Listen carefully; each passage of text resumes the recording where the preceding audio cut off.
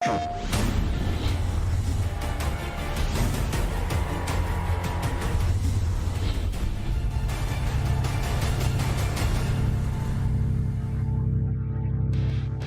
morning and welcome to the PS4 Open Series monthly finals for BBTAG on the EU side. I'm happy to see y'all. I am Raph, and this month I am joined with the amazing Jadlyn. How are you doing, Jadlyn? I am doing fantastically. I'm so happy to be here. This is my first PS4 Open Series. I've watched them all. I am more than thrilled to be casting with you all today. I've seen some of the European finals, and we're in for a treat, and I can't wait to get into this month's action. Oh, it's going to be nothing short of incredible if we gauge about how amazing last month was, especially with the grand finals that we saw in the month of February, which was just amazing action between Mr. Rowanism and Jaju Kakujije, who, went at it in just an incredible set with the Hildas on deck, but Mr. Rowanism showing why he's the top dog of 2021. Yeah, it was really exciting to get to see some of this Hilda mirror match and just the outplays on both sides. It really went down to the wire, and we're catching up with some of this last month replay now, where you can see some of that exciting action that we did get to watch. But Mr. Rowanism really pulling through on that one. Oh yeah, he's been on a tear throughout the entire year so far, taking each tournament in a strong fashion. And again, they're here this month, so we'll see if they can make it, a three-peat. Mr. Rowanism can just keep up that momentum, but, players like Jaju are going to be there to stop him. Right, so speaking of previous champions, this past March, Cax 444 on an absolute tear, winning 3 of the 4 weeks. Diny Crippler did win week 3, but Cax really coming out on top this month. And then, of course, our February finalist was Mr. Rowanism. Yep, and you see the bracket there. Top seed Cax, well deserved. But his opponent in that first match is the return of the king back to reclaim their throne. King Rasta, who was absent throughout this year so far, has come right back here in March. And then through the rest, we're going to see a run back of last month's grand finals as Mr. Rowanism and Jaju Kakujije are going to be going at it. And continuing on, Lolaire versus Duchy, and then Retro Monkey Sage and Dining Clipper to round it out. So we have an amazing top 8 bracket there. Yeah, I'm really actually excited to see this Mr. Rowanism Jaju run back, considering that it was a final and now it's just an upper level bracket match. Like, first thing, this is going to be an explosive start to the series. Any of these matches could definitely be a grand finals. And, going for these prizes too, it makes sense. First place, $400. Second place, $300. Third place, $200. Fourth place, $100. So there's a lot at stake, and just making top 4 means a lot and just gives them a little bit extra in their pocket. Right, and if you want to go ahead and sign up for these events, go ahead and you can follow the link that is located at the bottom of the screen. Just go ahead, join the fight, compete.playstation.com, sign up. They happen every week, and they're a ton of fun. I was telling Rav earlier, I've signed up for these. I've played in them. They're really well run, and they're a blast. You have everything to gain and nothing to lose. Yeah, and if other games as well, between Mortal Kombat and Uniclear, there's a lot of weekly tournaments to get into and try to qualify for those finals. So if you want to be seen on the stream in a monthly finals, definitely try it out and do your best. Yeah, I mean, with doing your best, you could end up here, you could be fighting for it, and in addition to those cash prizes, you also get really cool icons when you play, depending on how far you play through on the weekly tournaments. Yeah, a lot of sweet deals there. Speaking of sweet, our first match of today, right, is going to be Cax and King Rasta. Last year I would say this is a grand finals already. It's like the tournament's already over. No, this is going to be our first match between these two titans, especially King Rasta, who I mentioned before is finally back here trying to reclaim the throne. And you see there that Yosuke Hyde is on deck. There's going to be so much action all over the screen. We're going to be seeing parts of the stage we've never seen before with this kind of a team. King Rasta, as we mentioned, only played a little bit this past month, but with an 82% win rate in their 11 matches, looking coming in here pretty strong. Oh yeah, for sure. But it's funny too, because like they just entered one weekly tournament, qualified for the monthly finals, and said, "I'm back. I'll see you at the end of March." So I'm just curious if anyone can stop them after that small break. And if anyone could do it, it's Cax with the Aegis Elizabeth. You know, Cax is our top seed because they just entered every week, grinding it out, getting those big wins every week to make it here. And I would love to see how well they can do. Yeah, and look at the difference in the matches. So we highlighted that Rasta only had 11 matches they played. Cax has played 41 matches over the course of March, and with an impressive 35 wins, I think he's ready to go, and he's ready to take out the former king. But we'll see what the king has in store for him. Oh no, yeah, that's gonna be just sick. You know, I'm excited to see if there's any surprises. Right, it's been a couple of months now that King Rasta hasn't been on the forefront. Any surprises that'll be, you know, popping up from them is going to be really cool. But, you know, Cax is just a treat to watch. So either way, how this match is going to go, I'm excited because that's going to set the pace for this entire, you know, EU monthly finals. Oh, definitely. I mean, the winner of this match goes on to face what could be a run back from last month's finals. I mean, this is going to be nuts. And we've seen some Hyde Yosuke teams before. We know what that can bring. It's going to be a lot of mix-up potential and things like that. But with Elizabeth Aegis, oh man, I'm excited to see what this is going to be. And we're going to go ahead and get into that match now. So kicking off Europe's March finals for the PS4 Open Series is going to be Cax and King Rasta. All right, so we are not deviating from what we expect. The Hyde Yosuke versus the Aegis Elizabeth. And the matchup is going to be really interesting because Aegis is a character that controls the air extremely well. She has really good grounded normals that shoot projectiles that reach that high, as well as a lot of high mobility. So Yosuke, being, you know, as strong as he is with his mobility, has to be careful because Aegis can cover that space. But once this team gets in, it can mix up very hard. So we're going to see how well Cax can get in, and just like that, the slide with the Hyde assist already making Cax bleed. That was an incredibly explosive opener. Look at the damage that Elizabeth's already taken, and Rasta just not letting Elizabeth get the chance to switch out. Right there was a really nice active switch into the Aegis, and now it's Cax's turn in the corner with these really sick combos.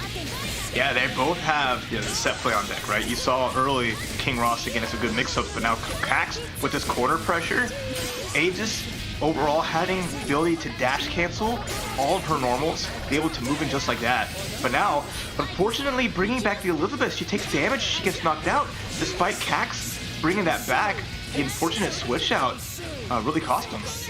Yeah, definitely. I mean, it's been highlighted in cross-tag before, but there's always an advantage of having two characters, no matter how much health they have, because it's a two-character game. And King Rasta just really spending all this meter to get as much damage as they can on the Aegis. It was an impressive 10.2k, but now it's Cax's turn. Yeah, taking advantage of situations, they're gonna combo into the Resonance. I like seeing that, building a little bit of bar, not gonna get enough to kill, but one more hit, anything will take down this Hyde. But nice switch out, King Rasta goes between the Yosuke. Yeah, that was a really nice safe switch. The screen distance was enough that I think King Rasta felt really safe doing that. And Hyde has a significant amount of red health to regain here. Nice assist into the active switch. I think he feels really confident with this corner combo and knows that he can get the damage. Doesn't have enough meter to super and goes ahead and switches out Yosuke, but unfortunately it wasn't really safe. And depending on this, oh no, he's extra dead. That was such a good call out. I love that. King Rasta tried to switch out of the Hyde, but paid the price, and there's the mix-up from Aegis. Cax bringing it back. Nice comeback to start it out. Okay, that was really impressive work because that was, honestly, that was all Aegis. Elizabeth barely got the chance to play in that, and it was a one character into two character team and pretty definitive decision making. I mean, honestly, if I look at the cast, I feel like Aegis is definitely contender for one of the best solo characters, just because she has a strong mix on her own. Again, talking about the Orgia gauge that's on the bottom there, being able to dash cancel those normals and create, you know, double or triple overheads, can crack people open, especially if they don't have any meter for push block. So it's just caught kind of King Rasta in that position, you know, made it so that had to take the mix, And Cax is bringing it back, going into game 2 now. Right, and another thing, like, push blocking a persona doesn't push block the character, and that's another thing you have to really be aware of when you're playing against these persona characters. Yeah, very tricky stuff. I mean, Aegis might not use persona as much as like Elizabeth will, but it's still something you gotta be wary of. Oh, EX! Neutral skip comes through, but nice, the assist punishes it out. Now Cax with a small lead here. Yeah, ooh, catches Hyde out of the pogo and is getting a nice happy birthday combo. This is actually pretty devastating early on in the match. Oh, cancels right into super, it's gonna take out Hyde. The air super doing so much damage, and now it's all down to Yosuke by himself with less than half life. Yeah, I mean, Yosuke can do a lot of damage, and we already saw the strength of Cax's Aegis earlier, but that doesn't matter. You got supered, you're dead. That was such a fast match. That's the speed of Cax, and you saw it there. The wake-up super was backed by the 6P from Elizabeth, basically making that super safe. Because the distance it reaches, the recovery's not too long, but having that giant beam behind it was just great. And, it looked like, King Rasta just kind of jumps into it. And because of that, looks like up 2 is Cax, showing that they are the first seed for a reason. They won these last, 3 of the 4 weeks, and they are looking as crispy, if not crispier than ever. Yeah, the first game there were a couple of mistakes, but I felt like Cax put them in the mental bank, cashed out, figured out what they did, and did a phenomenal second game. So Cax already up 2 in this best of 5, so first to 3, and taking Yosuke for a ride in the library here. Yep, take a look, it's in a book.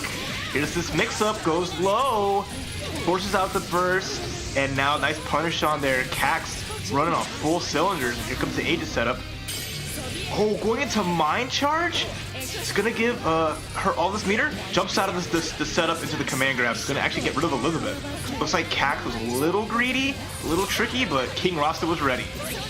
Yeah, I liked that King Rasta just neutral jumped that the command grab there, just so missed all the damage and then had advantage coming back down to the ground.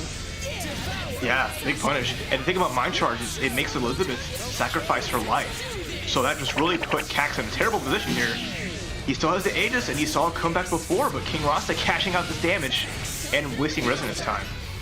Yeah, wasted a ton of resonance. It was about 4 seconds of that resonance meter, and now Cax doesn't have a lot of health. Does have 4 bars of meter, and we've seen them make the comeback before, but did they have the... Okay, this is a huge opportunity with that whiff DP.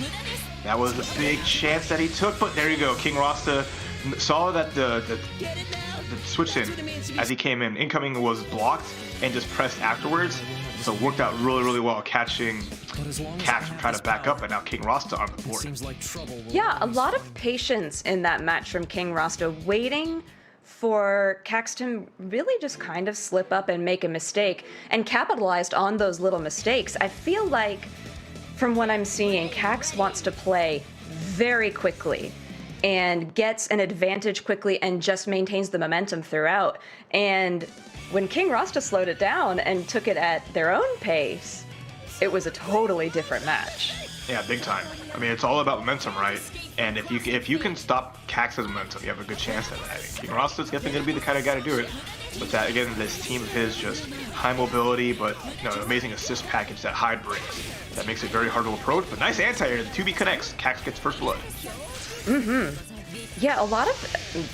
Now, I was saying before that Cax was playing very quickly, but spent the whole first few seconds just blocking all of the incoming from Rasta.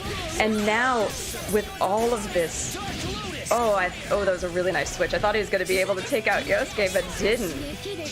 Yeah, I was really lucky there. I mean, Yosuke tied for some of the lowest health in the game, so definitely can't take a lot of punishment. But no, definitely not. At least, yeah, this is a really good lead now for Cax. King Rasta with a lot of bars, though, so if he does get a significant hit, he can cash out a lot. But it's like, how do you approach, right? Yosuke assists aren't going to be that strong and neutral, especially compared to like Elizabeth assists. Hyde gets tagged. Yeah, King Rasta is definitely at a life disadvantage here, and Cax even has a full health Elizabeth, who's been fantastic in the assist calls. Oh, God, that just hurts to look at. And now, just like that, King Rasta down to solo hide. Oh, the 2B connects. Not enough to get the solo hide. It's getting some life back here. Oh, counters the projectile. Doesn't even want to get any chip. Really nice awareness from Cax, who just needs one hit to do this. Yeah. Oh, there was a connection in the corner from the hide, but does manage to pick the combo back up and kills Elizabeth. So now solo against solo. Doesn't even give Cax the opportunity to resonance. Look at these pogos, so crisp. Oh man, dropped the little EX Rekka there, but now it's down to just pixels each. Resonance is still on deck, it's gonna pop at Cax with a last chance here. Nice safe jump. 2B connects, not a counter hit. One more hit. Look at that chip on block. That, it's doing it. It catches the backdash. Then stay down. Oh, Cax was playing so carefully and then just made that's just the tiniest mistake. No, and he didn't chip down. One bad backdash, getting hit by the Orbiter, and that was King Rasta needed that. Made a big reversal. We saw that first game, Cax did it with the solo Aegis. He saw solo hide, bringing it back. And that's the power of the ability, his special where he just chips you out with his sword normals. The amount of life you lose from just blocking hide is actually incredible, and especially during resonance. But even there, you saw how that played a huge factor in that comeback. Yeah, and I mean, it feels like just 2 minutes ago, Cax was up 2-0, and King Rasta making the reverse sweep here, showing why we highlighted him as the king of last year's PS4 Open Series. Hail to the king, baby. Already to a big start in his reclamation of the throne. Aegis lost a lot of life, now she's going to be put in the Yosuke blender. Yeah, and Rasta hasn't even taken a hit here, and oh my god, she lived? With outrageous. Pixels, had the reversal, barely got out of there, but how can she pull Aegis out? Oh, caught with the hide assist, and now it's all down to solo Elizabeth, who's already getting tagged. Yeah, this is incredible. King Rasta just taking over the pace of this game. The mix-ups that he's got, look at this nice cross-combo sandwich. Active switching between the characters frequently to, put Cax on the back foot. And Elizabeth is just jumping around trying to get something with this resonance that only has 2 seconds left on it. Ooh, at least found a reversal. That's a little something. It's only red life. Oh, nice reversal on the back of King Rasta, but tech into buttons. Cax finding a little bit of damage here, but it's going to need a lot to bring this back. Look at Rasta just jumping in the corner, avoiding the persona. Jumps right in the middle. That could have been an opportunity, but didn't take it. Oh, man. The parry DP, and then the command grab DP. This is going crazy. Oh, just going to beat out the super. You saw Cax try to get a little something, but King Rasta giving Cax a taste of his own medicine with reversal double super. And King Rasta reverse 3-0 to advance over Cax in our first set of the day. If I didn't know any better, that was grand finals. That was just insane. I mean, you said before we got into this, when we were going over the bracket earlier, that, oh yeah, this will set the pace and it'll set the, the mood for the entire series. So every match is going to be a grand finals caliber now. That's what I'm getting the feeling of, especially since the next one we're seeing is a run back of last month's grand finals. But before we get into that, let's check out some of the highlights that we just got to see in that incredible reverse 3-0, or 3-2. You see, Cax had such a great start, and, on the back of a great comeback in the first game, makes a statement and just has, the momentum going into everything. Their Aegis, the setups were looking really nice. Their defense, honestly, was pretty spot on. Obviously, in BBTAG, it's very hard to be consistent with defense, so you get caught with little things, and you get under pressure. It's very difficult to get out, but I think it was all on the back of that. Game 3, where Cax got a little feisty and tried to go for that setup with Elizabeth, and then dropped it all on there, and then just King Rasta just never let go of the pedals. No, definitely not. I mean, I feel like once King Rasta got their feet under them, it was just full pedal to the floor from there on out. I mean, and look at this. Look at the gameplay here. just so careful, and the spacing was so careful, and the choice of moves was so calculated. Oh, for sure. Great decision making there. And you kind of saw this all. Cax was just taking these huge risks, trying to make something count to bring it back, but King Roster just one step ahead the entire way through. So now they're sitting pretty in the second round of the upper bracket, and we will see who they face as our next match to get to there. Mr. Rowan is and Jaju Kakujije. Yeah, just mentioned that this was last month's finals, so getting to see the run back here is going to be nothing short of fantastic. But then you have to think about both of those players are thinking about what they're going to face if they get into the next part of the bracket, because I know that they're probably watching and thinking and planning, and man, this is going to be exciting. So yeah, up next, Mr. Rowanism and Jaju. So let's check out some player profiles. Jaju from France, playing that Yuzuriha Hilda. That hurts my soul just looking at that team.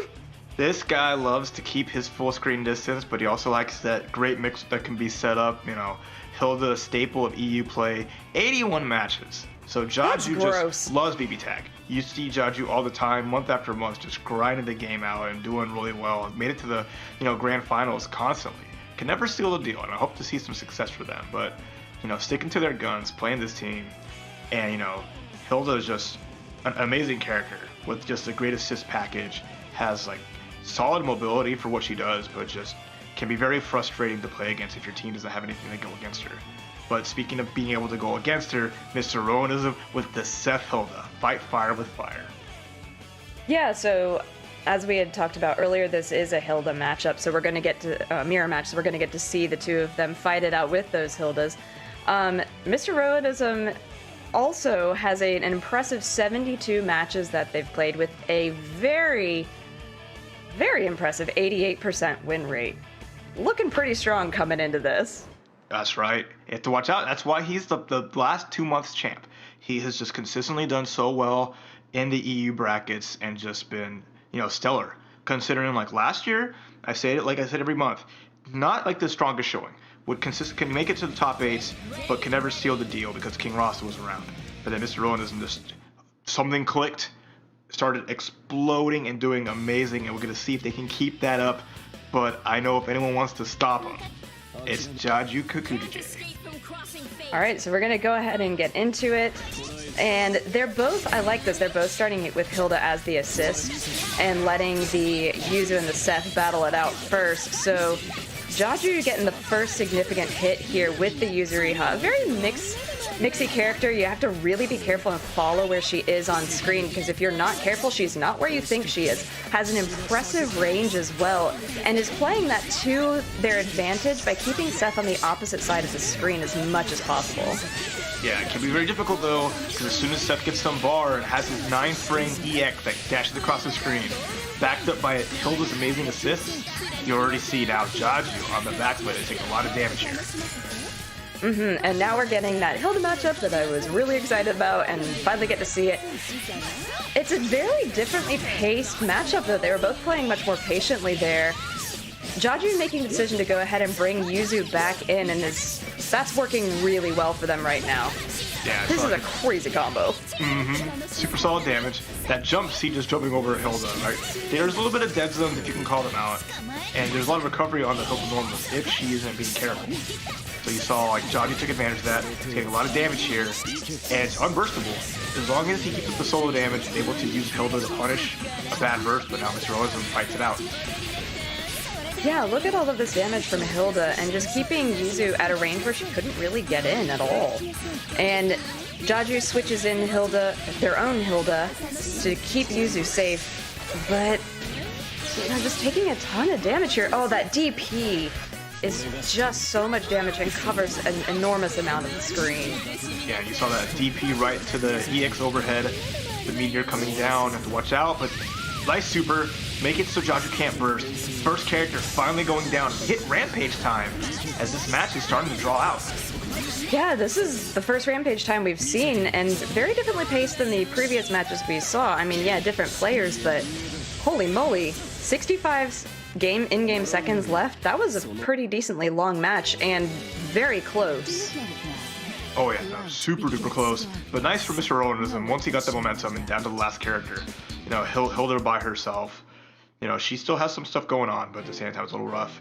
So I just liked, you know, breaking down and just keeping that pressure going. Very good very adept at forcing situations and turning it on when the opportunity arises. And this is a team you don't want on you. Because like Jaju excels at that full range game and then setting up their own mix-up momentum, but defensively, team's a little weak. Agreed. Yeah, the defensive options from Jaju's team are certainly a lot more limited than on Mr. Rowanism's. But the thing is, if Mr. Rowanism's team gets caught, you know, they're made of paper. They just kind of crumple. Exactly. You know, Seth, like Yosuke earlier, tied for lowest health in the game, so if it can bleed. But, you know, getting a good hit on a character like Seth, not easy. What a mix-up in the CC. But Jaju, or Mr. Rowanism, tried to jump out with a jump C and get out of there. Oh, what a catch. Okay, yeah, there's the reversal's gonna get punished and be mad damage. And this might be the end of Yuzu. Do you think Rowanism baited that? Because it just felt kind of risky. Yeah, I mean, Yuzu's reversal is not very fast. They kind of just blocked it out, took advantage of it, and she was gone. With like over half life, just erased. And that's just the strength of a non-burstable punish. Yeah, Mr. Rowanism, I mean, he still has that 2-character advantage, and unfortunately Seth is caught, but did avoid the rest of that. Oh, what a block there. Thought Jaju was a little bit more trouble. I like the active switch. That was kind of like a thing maybe bait out the reversal. Jaju getting some damage here, fighting some stuff with the Hilda, trying to cash out. But the thing is, Jaju's out of meter. He's gonna have to either pop resonance to bulk some up, or rely on just like a non-metered combo. Which is kind of scary when you're sitting in this situation. Mr. Rowanism is putting a lot of pressure on Jaju right now and just gets that overhead command grab to death. That was so smart because of what happened there. Jaju hit resonance, and when you hit resonance, it focuses on the character popping it. The blue glow, it kind of zooms in on that. But before the resonance happened, he jumped into the air with Seth, started to do the unblockable dive. Active switched over to their Hilda. You couldn't see the Seth anymore because the screen was all on Jaju's character, and then Seth just comes down from the sky, snipes that Hilda, and now Mr. Rowanism up 2-0. Wow, that was such a smart play on the resonance. Yeah, and that's the danger of Seth. I mean, especially in that resonance situation, which was such good awareness on Rowanism's part. But Seth has all of these off-screen setups, and if you forget something that he's put there, you're in serious trouble. However, Mr. Rowanism in serious trouble if he hadn't gotten that Seth out of there when they did. Yeah, we blinked just talking about that last match, and already Seth basically at low health. But here comes Hilda for Mr. Rowanism. He's gonna try to tie up a little bit of the damage here, maybe make a setup. There's the sandwich, CC, but immediate burst. Yeah, just take that whole sandwich situation out of the equation. And now Jaju just really taking control with the Hilda, trying to get some good Yuzu assists, sitting at a significant health advantage here. Go ahead. No, you're good. My bad. Oh no, it's fine. I mean, now Seth is out of the picture completely, and a low health Hilda, that's really punishable. What a reversal! Knew the gap. Plays Hilda, so knows those little spots. Caught Rowanism pressing a button where they shouldn't. Knife reversal super, and immediately like that, in an even faster round than what Seth could do. Jaju is on the board. Yeah, it's always, the situation when you're commentating, at least for me, it might be this way for you, when you see somebody up 2-0, you're like, God, I really hope the other player puts someone on the board, because you never want to see somebody go 3-0. And Jaju's not going to let that happen.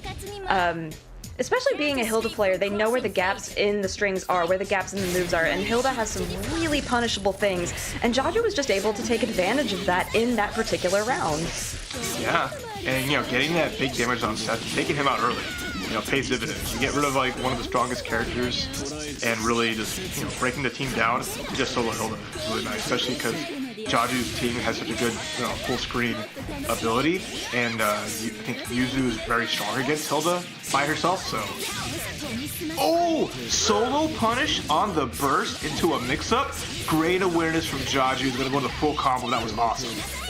Yeah, that was so good of them to be aware of that situation and capitalize on it. But now, geez, just like that, Mr. Rowanism taking all the damage, but then it just goes back and forth. This is like a tennis match. You gotta really watch which side you're on. Oh, good awareness using the auto combo to send it off. And again, here we are. It's just solo Hilda versus Yuzu. So the thing about Yuzu, when she's in her stance right there, she will automatically dodge any projectiles. You throw a projectile at her, she just sidesteps it. So it's extremely hard to open her up with a character like Hilda, who's most of her normals and all of her specials are all projectiles. Yeah, gosh, this whole resonance for Ronism just didn't really get a chance to do anything. Now at least gets a little bit of a hit in, but doesn't have that bonus from the resonance. So, yeah, that was a smart crash to go ahead and put Yuzu in. Yuzu has a lot more health, but with two characters and a lot of meter on deck, this is a rough hill to climb for Ronism. Well, this is a rough Hilda. So we're going to see Mr. Rowan can bring this back. It's getting these hits. And that's another. Has to burst it out. Oh, big whiff. And that was such a beautiful scene. Rowanism made it so like Jaju thought he could punish. He jumped the punish and got a punish of his own. Rowanism bringing this back. And he does. Oh, no. Oh, my God. Jaju with two characters with a lot of life. It doesn't matter. Mr. Rowanism takes the set 3-1. Honestly, I was really surprised at the end of that because, you see enough matches when you're down to one character, especially a character that, isn't as known for their solo comeback potential. I mean, yeah, Hilda has some tools. Hilda has some really good tools. But just the way that Rowanism played so smart the entire time. Let's check out a couple of the replays from that ridiculous set. That was incredible. Yeah, Mr. Rowanism just going, full on offense, trying to just, squeeze out the life from Hilda Yuzu. Just because knowing if you get in that space, here comes that setup again where Hai just jumps in the sky, and it's like you can't see, you can't dodge, you can't see. No, he was just gone. But then Look at this. Yeah, I love that Jaju brought it back. That third game was just super clean on their part. Especially there too, that big punish, that was just super well played. And he brought that energy into game 4, but Mr. Rowanism with that clutch factor was so good. And look at all of this. Look at the way that Ronism is playing the jumps for the overhead to take out the other Hilda, and just grabs Yuzu on incoming with another overhead. These jumps are coming in clutch for Ronism and just takes it. Big time. You saw right there, just catching, Jaju whiffing, and with that, Jaju's already sent to the lower bracket where they have to face Cax. That's an insane match, and only one of those players can continue on here. Who will it be out of the two? I don't know, because they both are just ridiculous. And it's sad to have to see one of them go early, but that's just how it goes here at the PlayStation 4 Open Series. The level of play is just so high. The losers bracket is just going to be insanity, and my heart goes out to anyone that has to be down there. Oh, I mean, I'm just, like, looking at the bracket, I was just shaking my head the whole time because, if you're Jaju and you're going up against Cax, and I mean, and the same is true in the reverse, what are you thinking? And that's your losers match? That's so rough. But before we get to losers, we're still going on with all of our winners. So up next, Lolaire and Dutchy will be going at it here. So Lolaire, no stranger to the monthly finals, consistently making it there, hasn't really cracked like a top 3 and made a big dent into it, but definitely a lot of fun to watch. and Dutchy as well. But let's take a look at low layer right here. Reppin' the 9 and Yang. And also reppin' Italy, so love watching that, and love seeing some Yang, because especially with a lot of Hildos running rampant, a character like Yang that can just burst through and has the ability to just bulldoze their way in is always fun.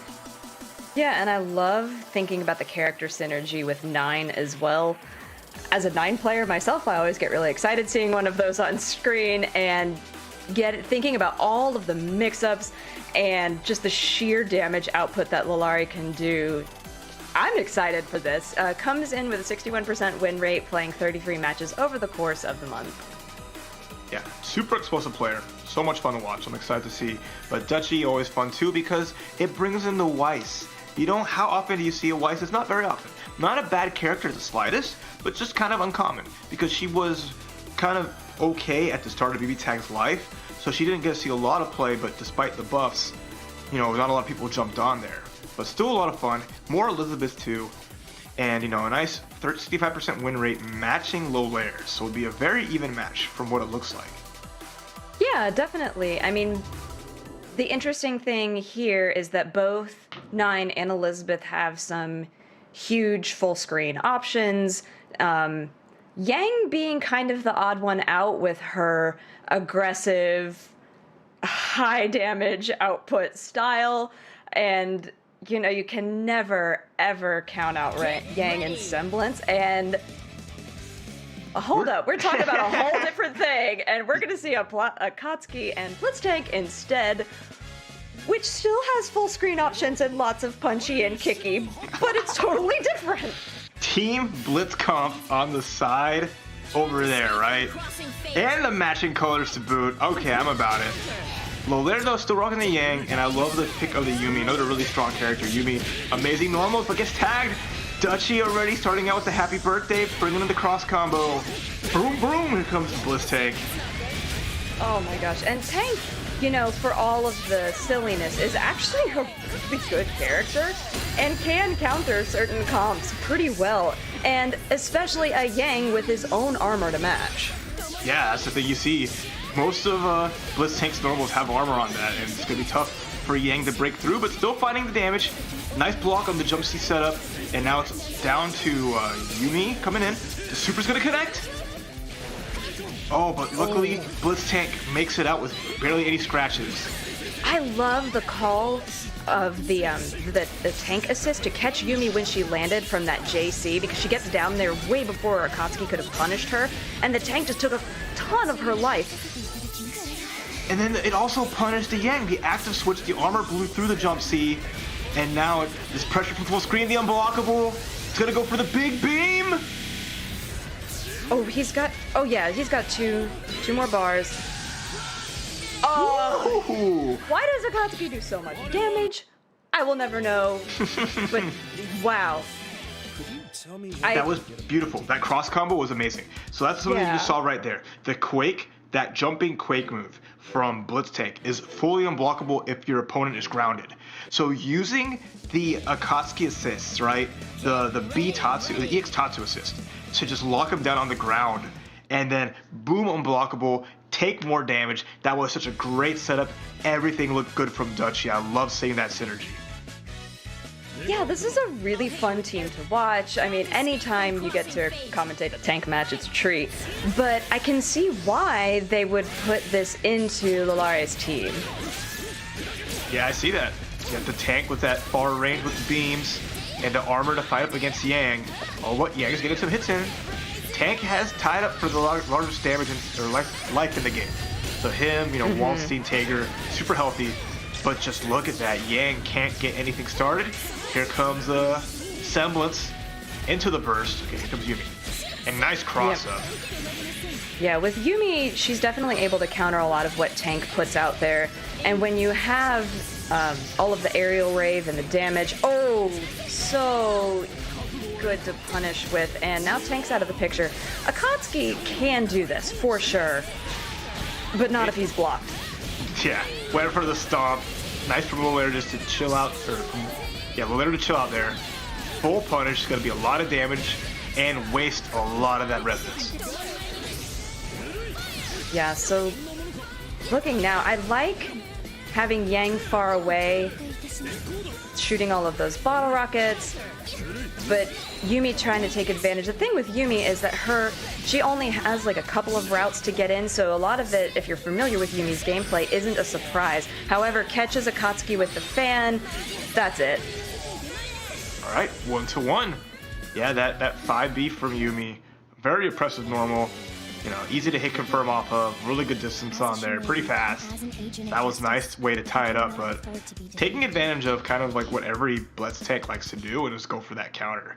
You know, you think of like, oh man, this is something that not super high risk reversal, but at the same time, you know, is counter hit afterwards, you cannot burst if you do it. So as strong as it can be to blow through attacks, if just one wrong guess, like any other reversal, you know, you still gotta be careful.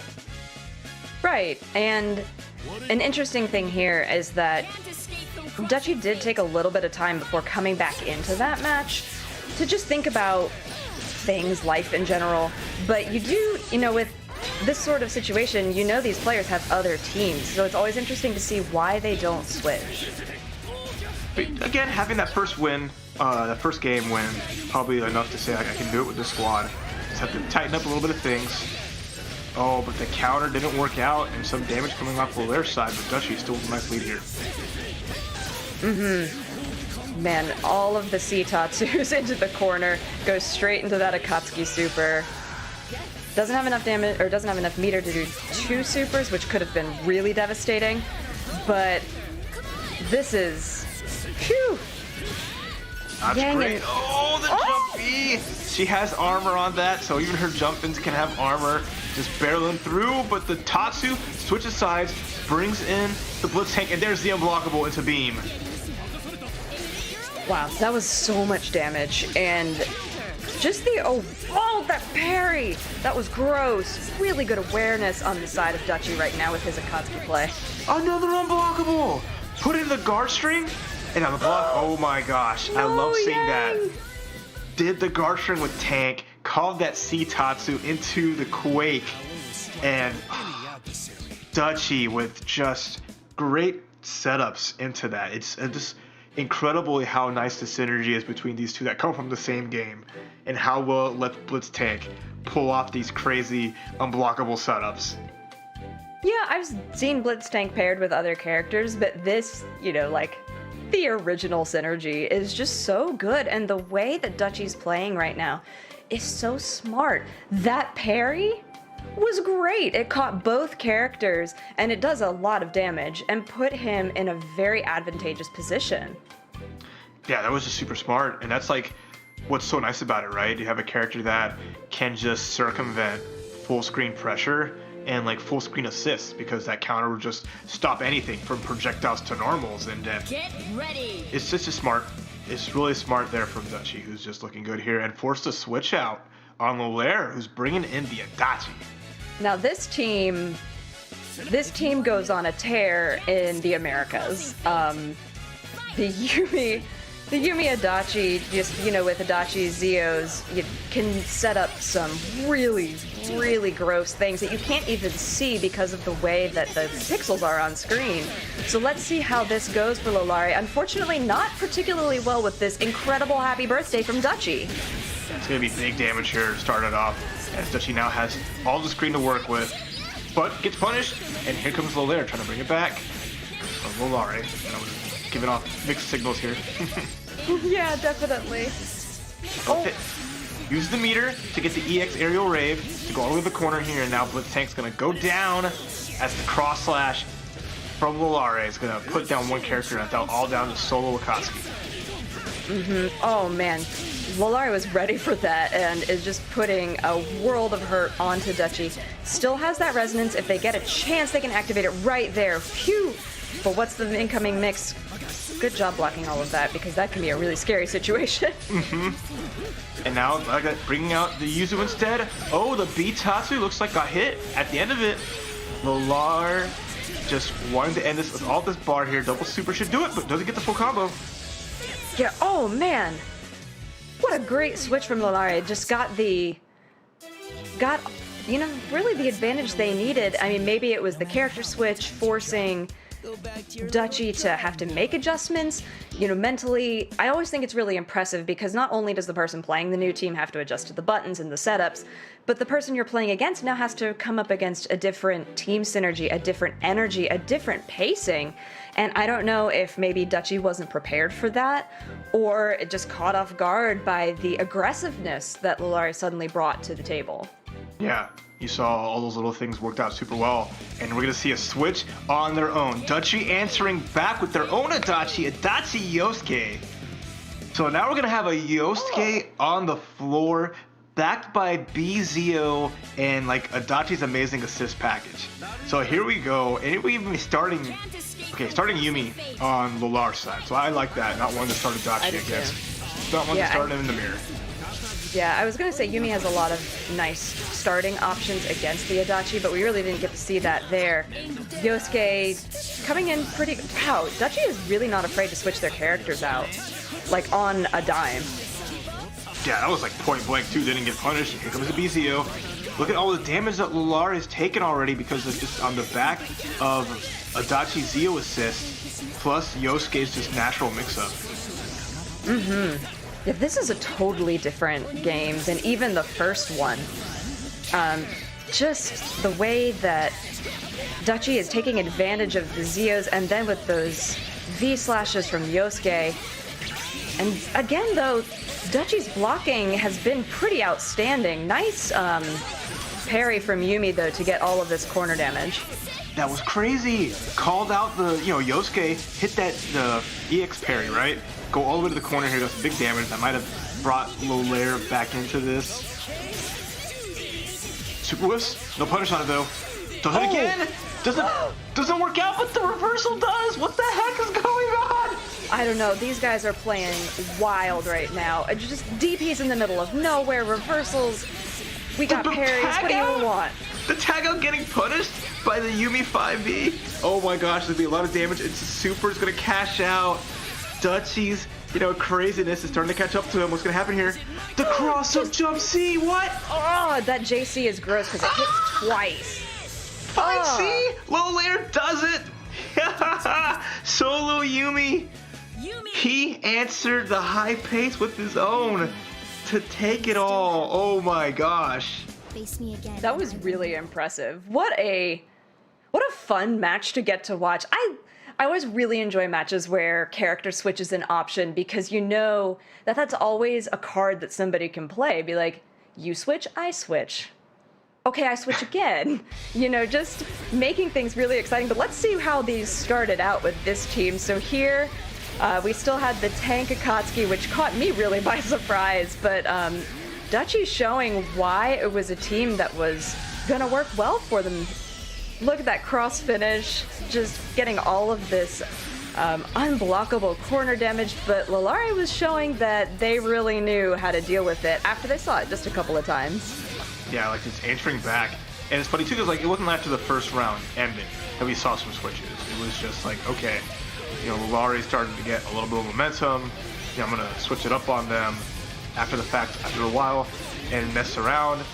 But it's just the way this matchup shifted from the get-go. I just love to see how the teams swapped out, the game plans changed. Oh, Blitz Tank. Oh. Yeah, so that was when Lalari decided, Dutchy's up to, let me go ahead and see what this team switch does, and paid dividends. Just the pressure that they were able to bring, taking out the Blitz Tank extremely early in that particular match, and then very healthy when they took out Akatsuki. And then just a solo Yumi, that cross up there, and then you see Yosuke in the corner here, and then just 5C user coming through. Nice stuff there from Lalari, who's going to continue on in the upper bracket. And we see an update there in the lower bracket. What do we got? Cax took it 3-0 over Jaju. I'm not surprised, but very impressed. I feel for Jaju.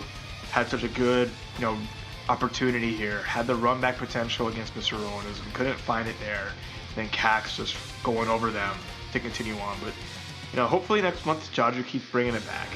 But that's just the stress and how hard it is to compete in the PS4 Open Series and getting to the monthly finals, because everyone's a shark. Everyone can just run over anybody, and you never know how it's going to go. Right. I mean, we've gotten to see some amazing matches so far, and just the caliber of gameplay here in the EU region it's blown me away, and it has not ceased to impress. So speaking of the caliber of EU gameplay, we're getting Retro Monkey Sage versus Dynie Crippler up next. Tell us a little bit about this. Well, I think Retro Monkey Sage hasn't made a lot of these top 8 monthly finals. So a little bit of a unique player that I get to watch. I'm excited to see. Picture-wise, you never believe the pictures. But, we got protagonists on deck. The Narukami and the Naoto K. And repping the UK. So that's always nice to see players repping that island. And, decent, win rate.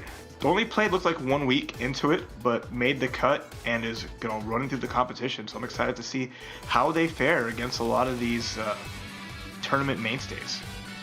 Right, so they're going to be facing Dynie Crippler from Italy. Again, don't believe what you see, but Yang Hakumen? Now there's a team that packs a punch. I'll pack my bags and go to the pun corner, I'm sorry. But anyway, playing 24 matches, coming in with a 75% win rate. Excited to see them, especially into Naoto K. If that is what we're going to see at all, because having looked through some of these players' profiles, a lot of them have separate teams. And that's the thing, when you get into this high-level gameplay, a lot of these players have different characters for different situations. So they could play, and here we are, Makoto Mika? What in the world? Oh, I love the flavor. Okay, that is out of left field. Makoto doesn't get a lot of play. Makoto is not considered anything amazing, but watch out because she can surprise you.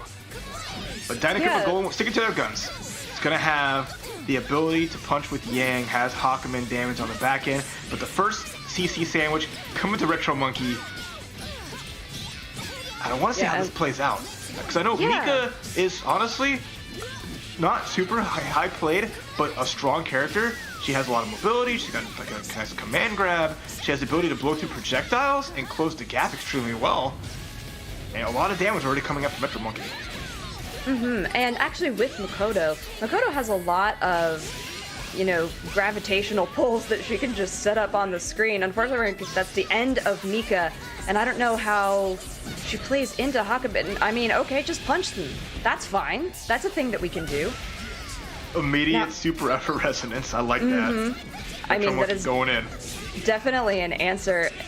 I mean, the thing with Makoto too is that due to a lot of her moves, she can change her jump arc pretty significantly and throw off the moveset of the opposite player. Unfortunately, getting caught here. Dynie going ahead and opting to put in that cross combo. Let's see how much damage this does. And didn't opt to go for a little bit more, but found the overhead. Oh my gosh. Like 13k off of that sequence. And then right into a setup. That is this team. This team is damage on damage on damage.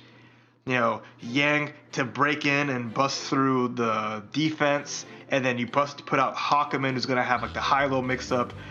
And then I love seeing their defense too, because the Makoto was trying to get a little sneaky. Like you saw like a jump C happen where she drops down with her tail. Dynie blocked it, got the anti-air because Makoto bounces off, and that just gave him the momentum to seal that. So it looks like Dynie Crippler is ready for the matchup. Oh yeah, definitely. Which is good, because with a team like Makoto Mika, that could definitely put you on the mental back foot when you're not expecting that. But it doesn't seem to have stopped Dynie at all. Just getting tons of punches in with Yang. Interesting choice, but it worked. Monkey going for the reversals, getting a lot of hits though. Opted to try to go for a lot of burst bait in some of those, but still had a lot of damage on the Yang. So forced to swap out. Now we gotta be careful though, because Makoto is bleeding right now. Yeah, and we saw, oh my goodness. I was gonna say we saw in the last match that Mika didn't really get a big chance to play because she got taken out early and was about to suffer the same fate right there that Makoto just did. you can save the call out after the Resonance. I love that from Danny Crippler. It's such a good character to blow up Disrespect. Because it's the second time we saw Retro Monkey Sage go for Resonance into something. It wasn't Resonance block, it was Resonance, it's my turn. But then Danny Crippler just turned that around. The counter super from Hakumen just slicing through the screen. Oh man, Danny Crippler is reading him like a book right now. Yeah, I'm curious that Retro Monkey chose to stay with this team because I don't feel like they're getting the foothold they need to make any significant progress in the match. So with Diney being up 2-0, that would typically be where we'd see that switch happen, but let's see if Monkey has something up their sleeve. Never count a Monkey out. He's been getting some solid hits, been getting some damage, he just hasn't been able to seal the deal on a character. Nice mix-up. Okay, and then, yes, I like that. Getting the burst punish, using the upper body invincibility on Makoto. And here comes that big damage. All right, Retro Monkey looking sharp here. Yeah, I love seeing these combos from Mika. They look so cool, and they do a lot of damage in return. So now, Diney bringing Yang in, gonna go into Semblance. Let's see what he's got here. I like the use of the Hakumen assist to try and just create a little bit of this pressure. Has enough meter to do 2 supers, but chose not to. Baited out a DP, and Mika is off the table. You saw like Diney Crippler just waited for so long on that reversal. Called it out, got the damage. Oh, the counter hit! Oh, that was beautiful. Sent her to the moon. Felt like Retro Monkey was gonna press again another huge counter hit out of Diney Crippler, and that was just so much damage in like 2 seconds, erasing Makoto from the screen. Oh, Diney Crippler looked so good there and took that set 3-0. That was insane. And the thing that's so crazy to me is that Hakumen is a slow character, moves very slowly across the screen. It didn't look like that movement was a hindrance to Diney at all. Just the jumps that he was able to get, and that, I can't wait to see the replay, honestly, because that last match with, I mean, look at the air movement from Hakumen here, just moving across the screen, creating so much pressure. This is just our first match, and oh, the damage is insane, and with the Yang, and this was the one that was, 11.9, that's just disgusting. Into the setup and all that, and there you see like the first counter, getting huge damage on that, taking out the character, and you're gonna see like what happens when they bring back Mika. That's just like, Diney Crippler just switch out Hakumen. Oh, here's your Resonance? Cool. Bam! Not anymore. Look at that. That was so smart, too, to take advantage of the timing on that. So here's another one, Yang's in Semblance. Look at that bait, he just waited for so long. And then like the kick here at the end. It's like, I know you're gonna jump, I have some damage on you, and as soon as they tech, BAM! Oh my gosh. God, that was just as good the second time as it was the first. That was fun. So Diney Crippler makes it to the next round in the upper bracket where they will face Lolaire. And now Retro Monkey Sage has to face Dutchy in an elimination match in the lower bracket. But that is your updated bracket after our first round of play. Oh, this is getting, I mean, I can't even say it was heating up. It was like full blue flames the minute we rocked in here, and now it's just add more fuel to the fire because this is getting ridiculous. It's been crazy, and I'm living for it. And if y'all want to get part of the craziness, again, check out compete.playstation.com. Sign up for the weekly events. To make it to the monthly finals, you have to qualify from the weekly tournaments happening every week through the month of April. Have some fun, play in the events, qualify for the finals, and try to make it to this top 8 and just be a part of this amazing show and show us what you got, because I want to see more of all of EU. For sure. I mean, we've already seen some great things, and there's something about seeing new players crack into the top 8 that just brings a whole new freshness to the scene. So if you think you can do that, sign up, because we'd love to see you. Oh, for sure. But for now, we're going to cool off just a little bit, but we will be right back with some more upper bracket action here at the PlayStation 4 Open Series. So do not leave this channel, and we'll be right back.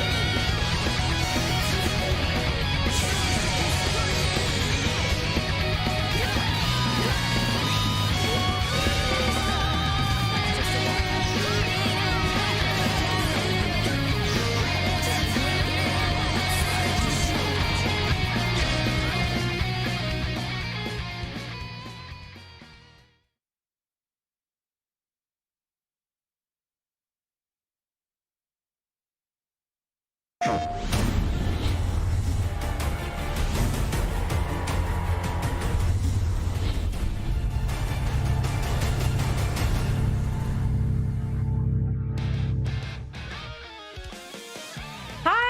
welcome back to the PS4 Open Series tournament here for the EU monthly BlazBlue Cross Tag Battle Finals. I am Jadelyn. I am joined by my dude Raph. How are you doing today so far? Still great. The last matches have just been electric. It might be morning time. It's now afternoon where I'm at, but Ed just woke me up, got me fueled for more, and we're seeing this bracket. We got some craziness coming up as we hit our semis for the upper bracket. Right, so we've already seen some ridiculous action, and we're going to see right now King Rasta and Mr. Rowanism and Lalare and Diney Crippler in our upper bracket, while our lower bracket fights it out with Retro Monkey, Sage, and Dutchy. The losers of those upper bracket matches faces those killers in the lower bracket.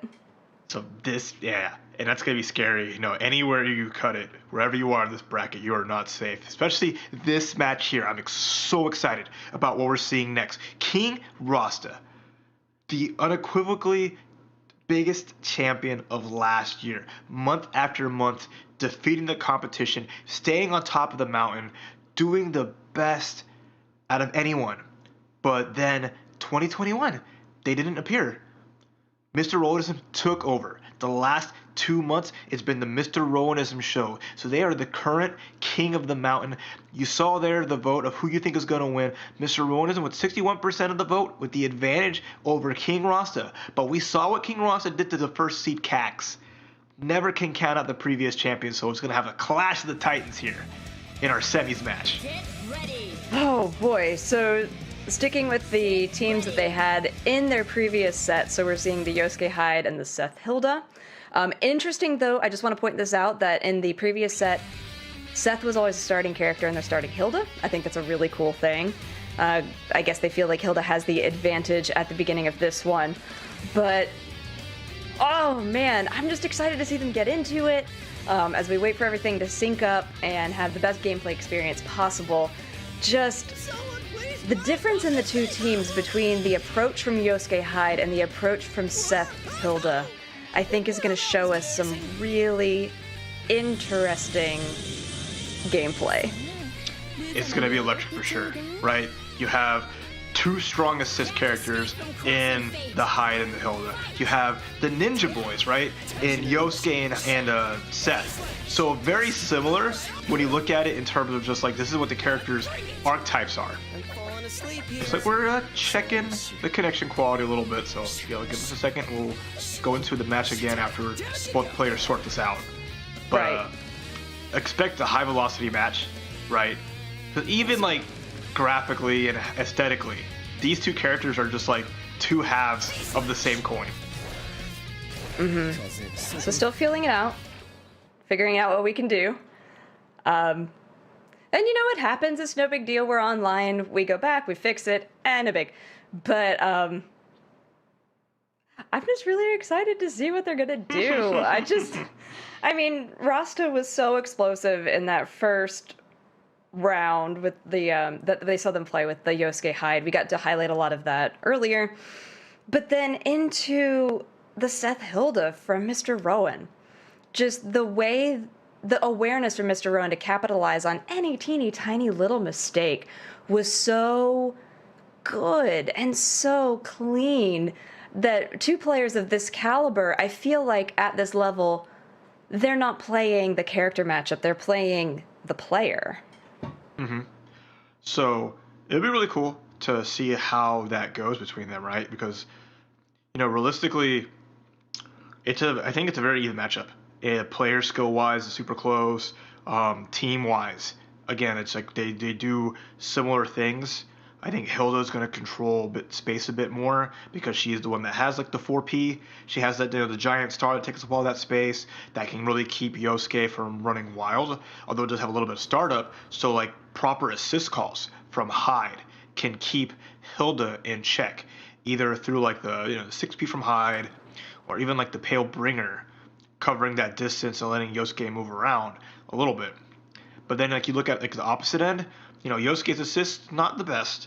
That's always like his biggest downside is just that he doesn't really offer too much. There is like some utility in it, but it's not going to be as oppressive as you look at Hyde or Hyde or Hilda. Right. And the thing that I keep thinking about, I mean, because we've talked about, Hilda, wow, so strong, all of those things, that Seth, if he gets going, is really good, but he also wants to be in the same general space as Yosuke, and air to air, I feel like Yosuke has a significant advantage, especially when you do have that Hyde assist that can just, crunch you into a situation you don't want to be in. Yeah, Seth does have some high mobility options, is able to escape when he needs to, but if you are not playing at the absolute top of your game, you could be just crushed in an instant. Yeah, got to be extra careful with using the proper assist calls to leverage that advantage that can give you, but just being aware that King Rasta will match Mr. Owenism wherever he tries to go. That's what I'm excited to see. It's because it's going to be an air battle. There's the floor is lava. Both these guys are just going to be hopping around like crazy, and that's going to be that's what's going to add to that like just high speed of it. But it could come down to the assist characters too.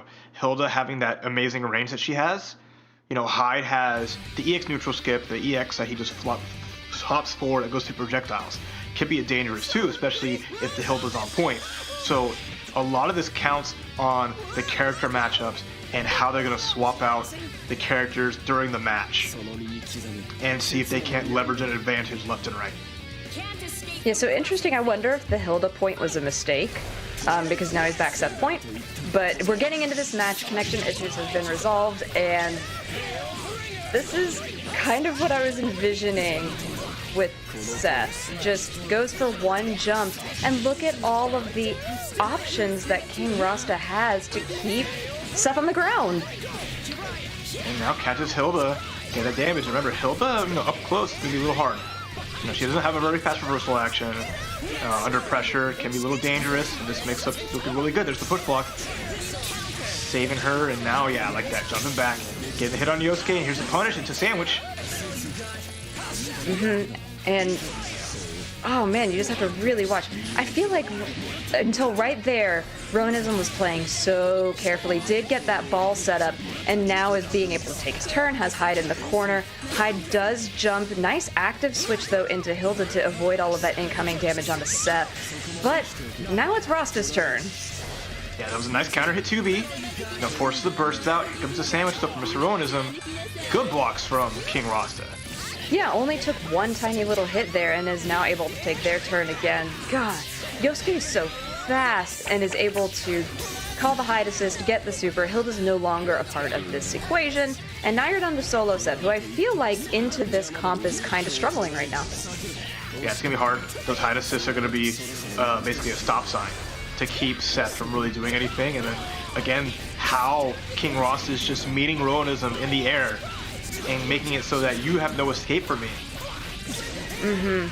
And just, oh my gosh, these Hyde assists are coming in clutch for Yosuke right now. You can definitely see the synergy in this team. King Rasta does have 2 bars. Is he going to choose to use it? Yes. And that's enough. Optimal. God, 11-8. I hope it would be enough. The last hit of it doing the job. That shows how much experience King Rasta has, knowing that this is the perfect combo to end it. To a T. Incredible match. That went a lot of back and forth, right? That was just the first game out of the set. And King Rasta taking that first, have one on the board, but that just cannot overstate how crazy this is going to be. I am just excited for more, and I hope it goes the distance, but either way, I can just feel like my heart racing, my hair turning gray from just how exciting everything is. Yeah, it definitely is that kind of a match, and just, I mean, I know that these are the teams that were played before, but the question in the back of my mind, especially when somebody has the potential of going up 2-0, is always, is there another team? But let's stick into this one for now. King Rasta once again getting the first blood there. Seth sitting in the back, regaining that little bit of red health that he lost. Nice burst. I would have said, I did say nice burst, and then it really wasn't. Got punished very badly. Big time. Nice grab. Could have followed up, though. It happens though. You think a burst to get you out, but all of a sudden, blam, your opponent's ready for it with that assist call. And there's another burst here, this time from Mr. Onism. Oh, nice tech on the grab there. Probably just expected it from the way that the character was running. But, man, the thing I'm loving about this match is how high octane it is. You know, you can't stand still for a second. There's often 4 characters on the screen. You really have to pay attention to these active switches that are coming out.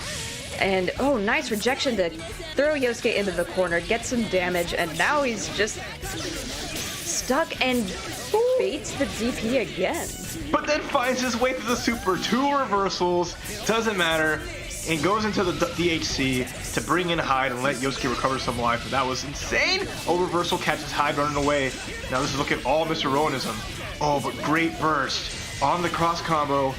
It's going to get extra damage there from the 5C, and Mr. Rowanism looking a little rough right here. King Rasta trying to bring this back. Oh, nice low. Gonna get a, he knows his combo route for this one. Doesn't even need to call the Hyde assist. What a low from King Rasta. Never say never. King Rasta looked like down and out that game, but just clutch factor activated. Mr. Ronism took so much incremental damage throughout.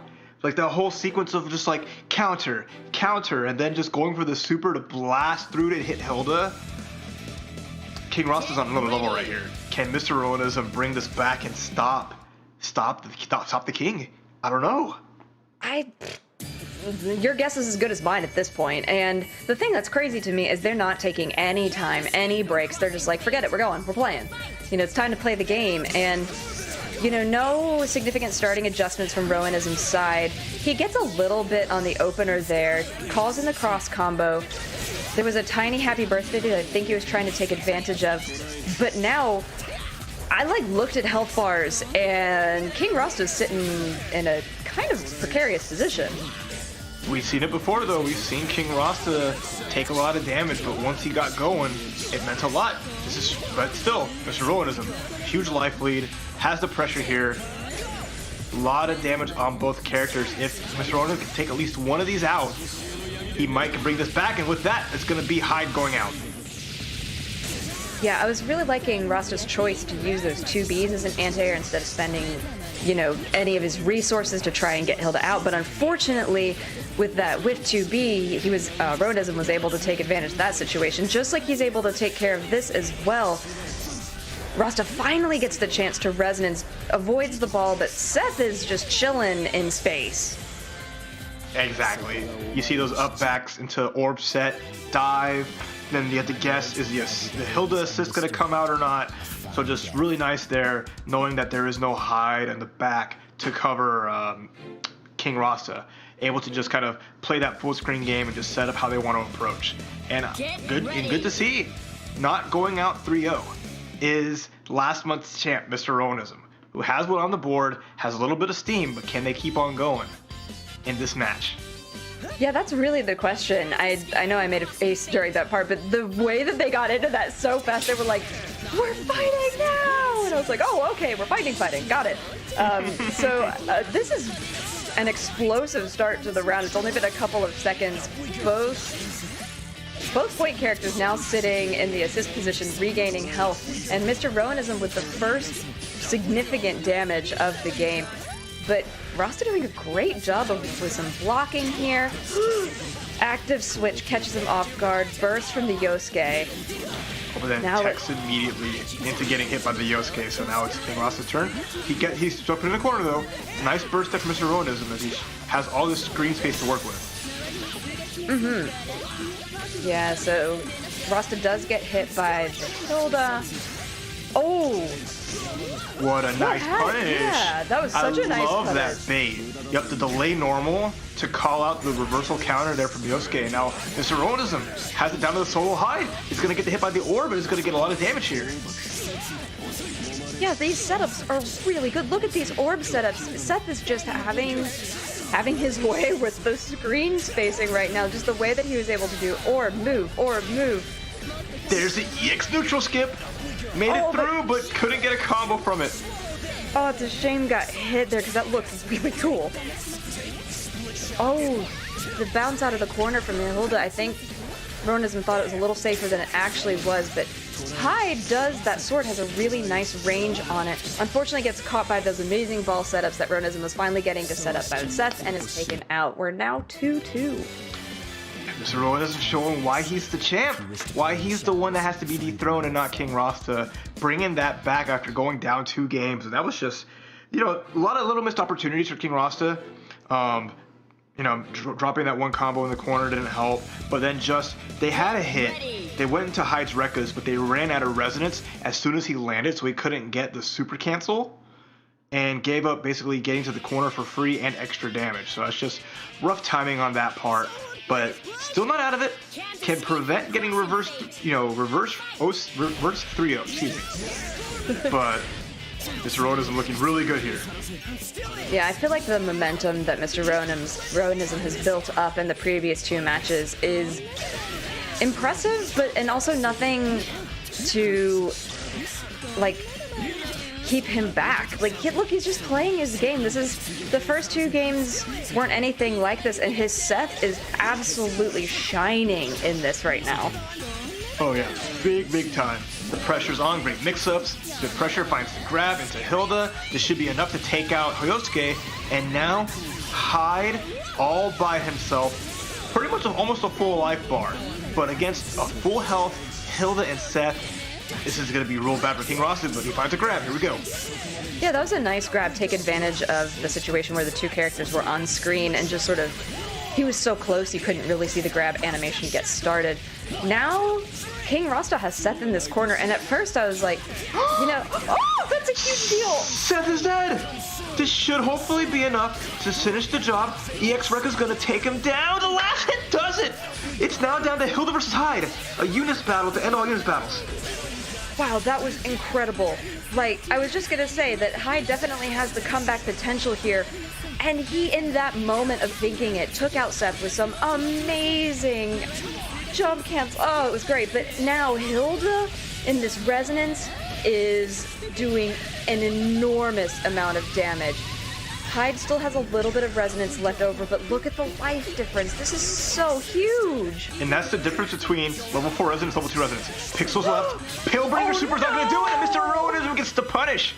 And Mr. Ronism advances to the upper bracket finals with a 3-2 win over the King Rasta.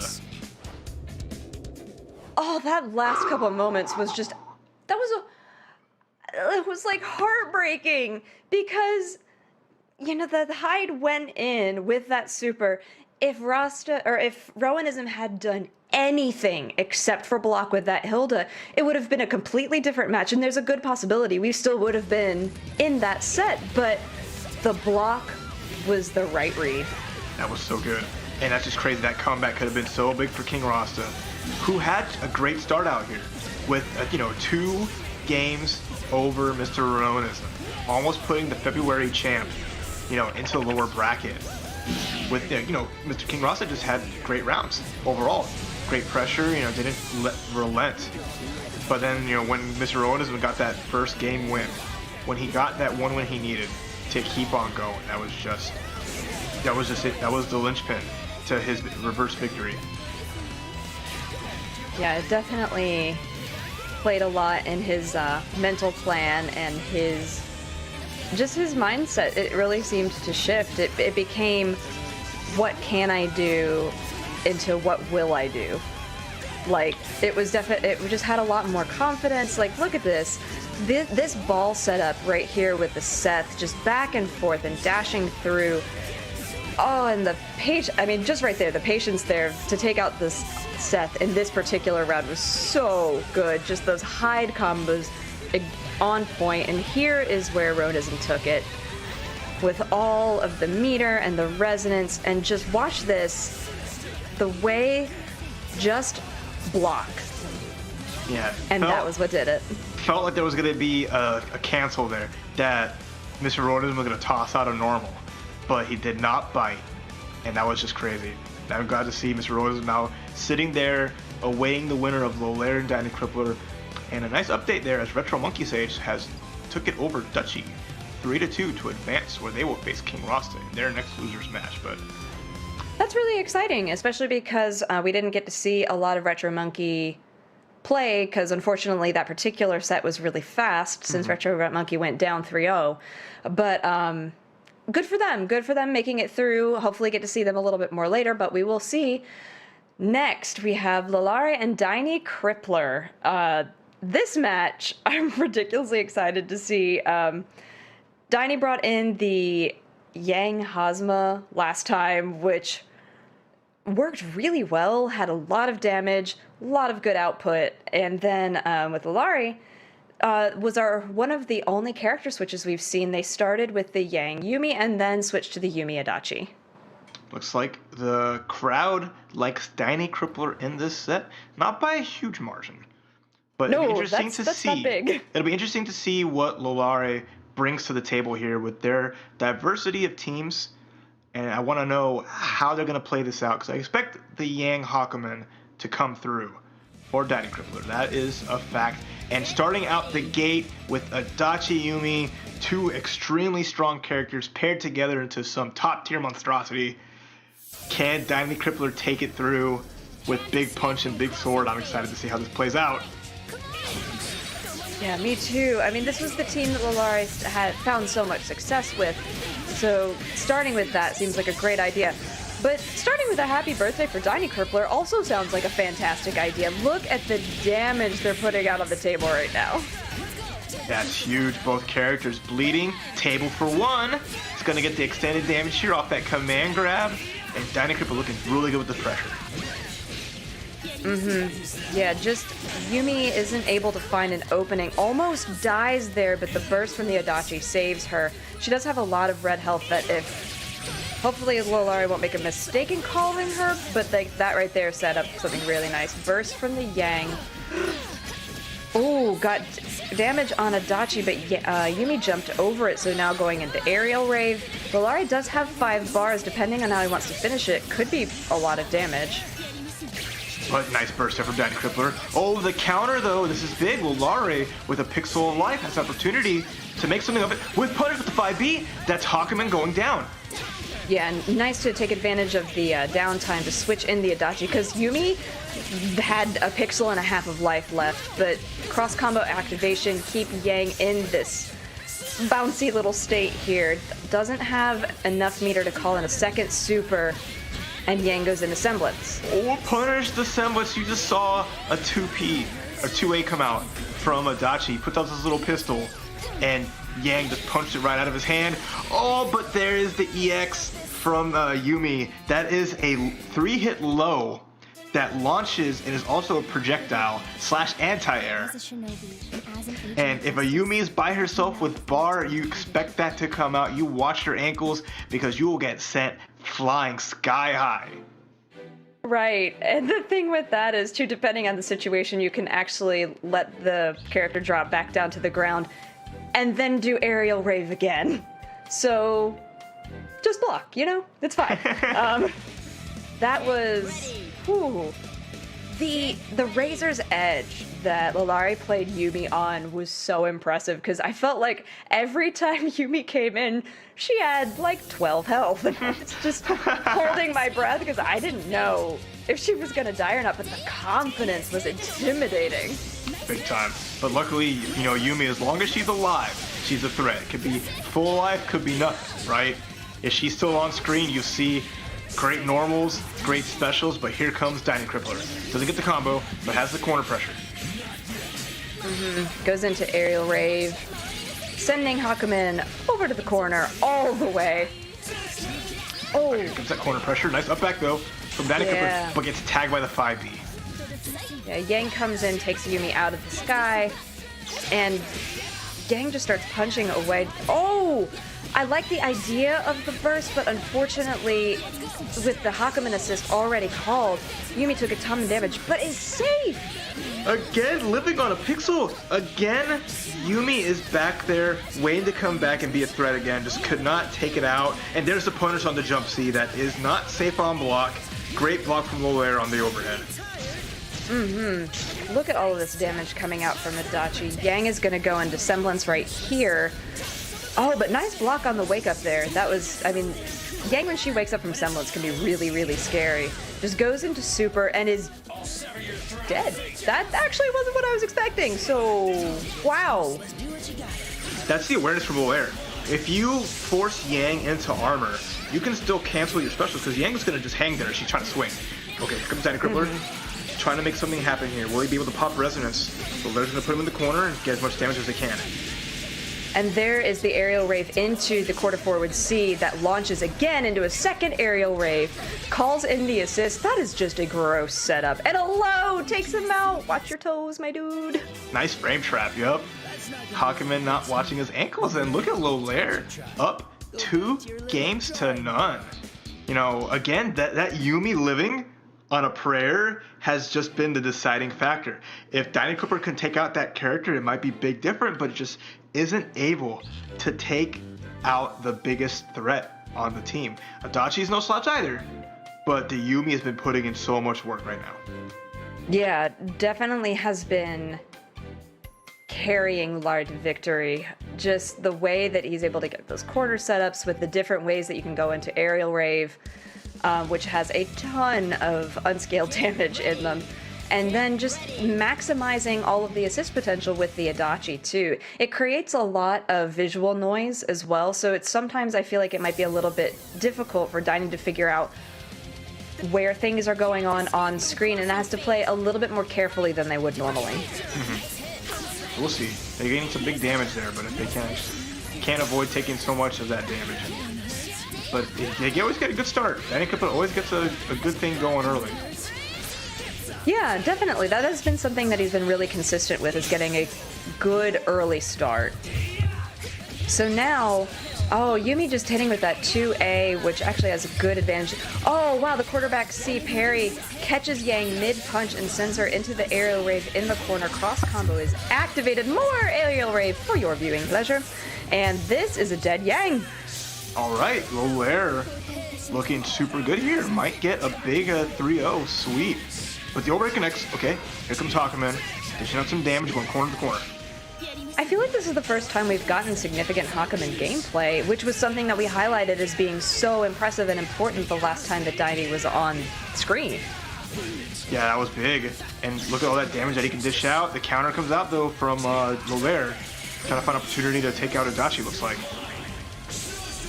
Oh, just jumps over it, but didn't punish. I mean, Hakumen was able to be punished for a little while after the super there, but Larch is not too, playing it safe, gets caught by the fans, and now going into aerial rave. Millard does have 4 bars, and will probably want to extend this combo as long as physically possible so that Diney's resonance runs out.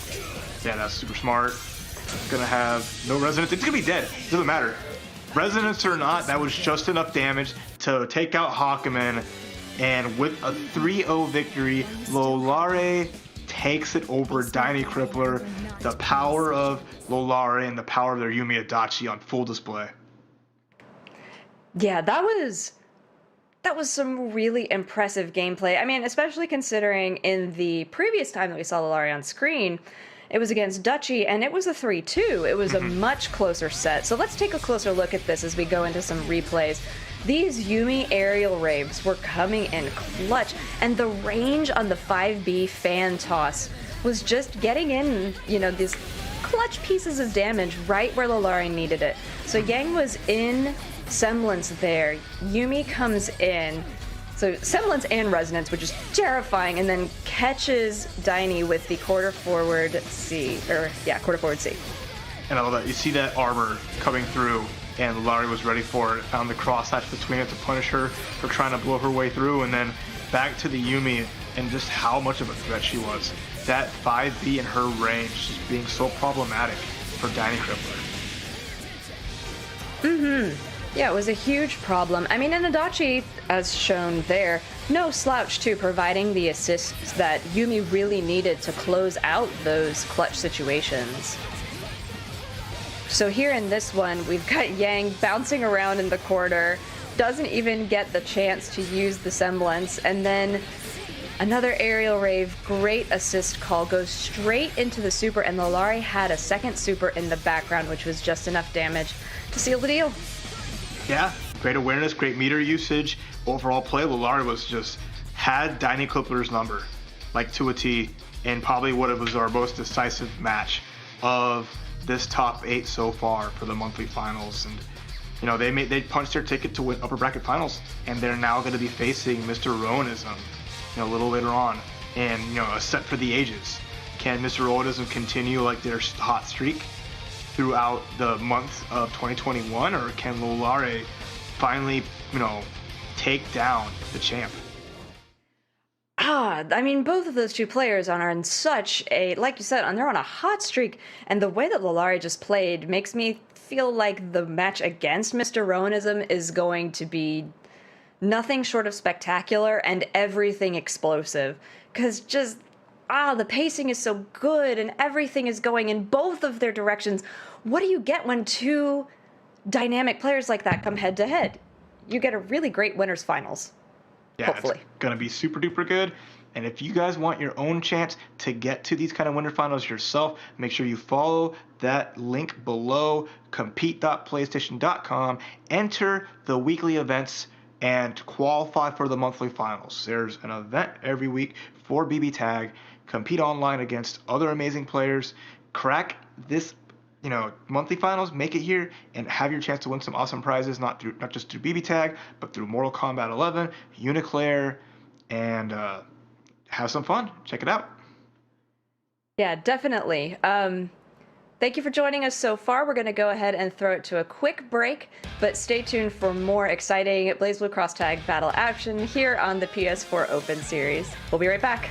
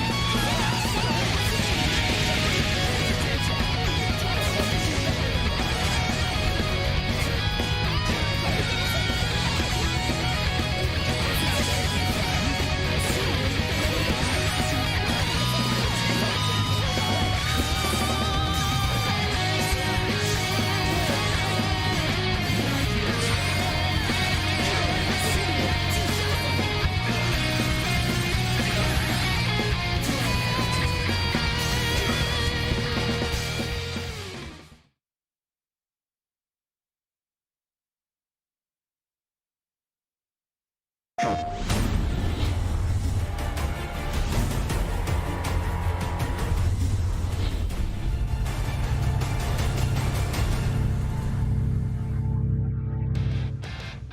welcome back, everyone. We are back for more PS4 Open Series monthly finals here on the EU side for BBTAG. We have already seen some amazing matches today, and there's still plenty more good stuff to come. I am Raph, and with me is Jalen.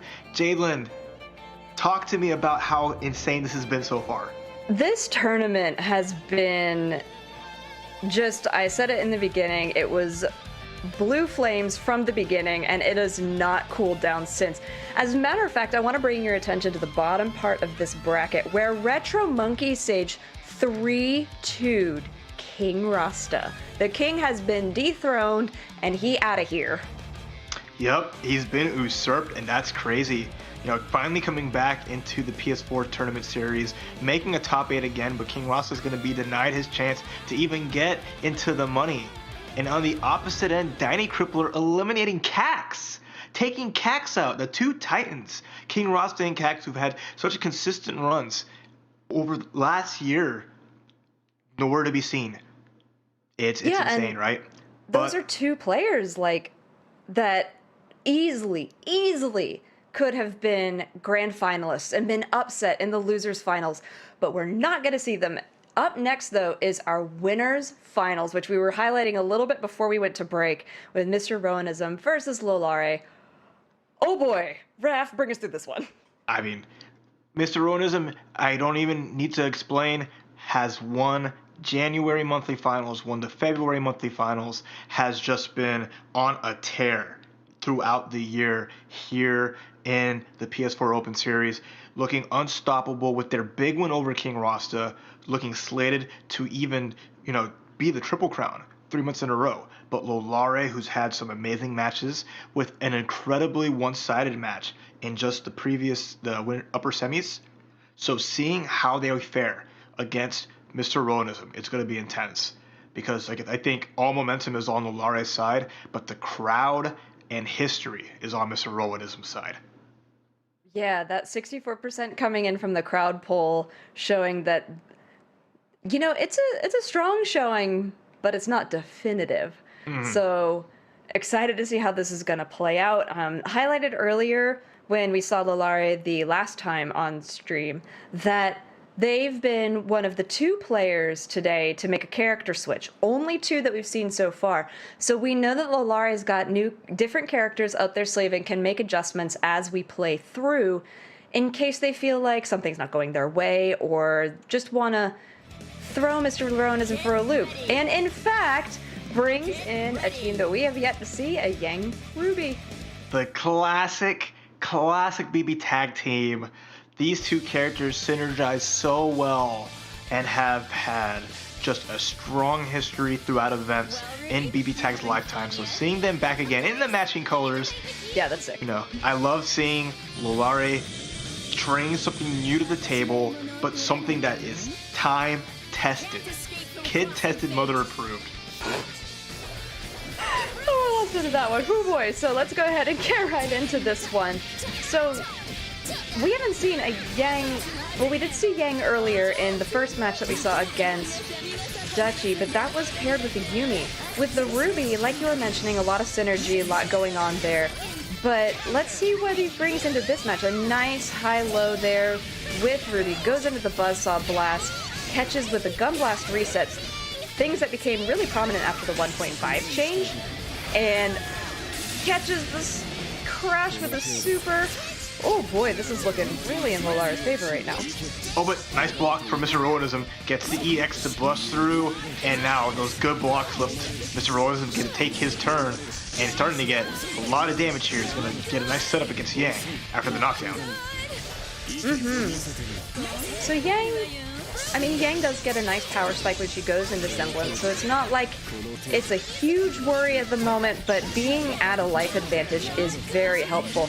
Unfortunately, right here, if Yang can't bounce out of this, which she can't, she doesn't get the Semblance, and now it's solo Ruby. Not undoable, but definitely difficult. Yeah, it's scary. We gotta keep the music on this awesome track though, so Yang doesn't take over here. But oh, nice punish, punishing Lolari for getting some hits on Hilda. Oh, I like that low to throw. Yeah, so Hilda running her game switches into the Seth there. Wants to run out the resonance. That's looking really good here. It's now Lolari's Ruby with 5 bars, so any one hit will take out any character. It's up to Mr. Ruinism to give that up. It has to be extra careful here. Right. And Lolari actually playing a very careful game here, using all of those incredible movement skills from Ruby to keep themselves out of trouble. Unfortunately, does get caught by Hilda. Ruinism doesn't have any meter, though, to do anything with this. And so Ruby goes ahead and bounces out, hits with the overhead and grabs. What a catch! Inburstable sequence there. Finds a hit, but didn't continue on. This is scary, as Mr. Ruinism has a chance here. Gonna run up Resonance. Yeah. Gonna get that life back here. Here comes the orb. Nice blocker. It's the clash! The dive clash with the 2B. 2B, one of the best animators in the game. Gunshot gets punished. No! The push block was so good. Push blocked her right under the orb, and it just rained down right on top of her. Mr. Ruinism with a clutch push block there, and just turned that back around. Good stuff. And that was only game 1. I don't think my heart can handle this. The pressure. I don't know how the players are feeling, but I'm stressed. Lolari had such good awareness to know where the orbs were on screen the entire time.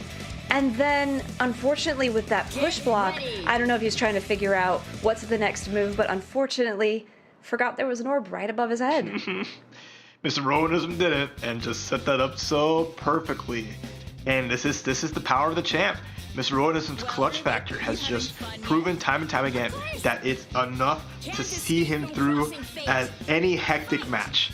But Lolari, sticking to his guns, had a great start with Ruby Yang, and he's keeping on with that.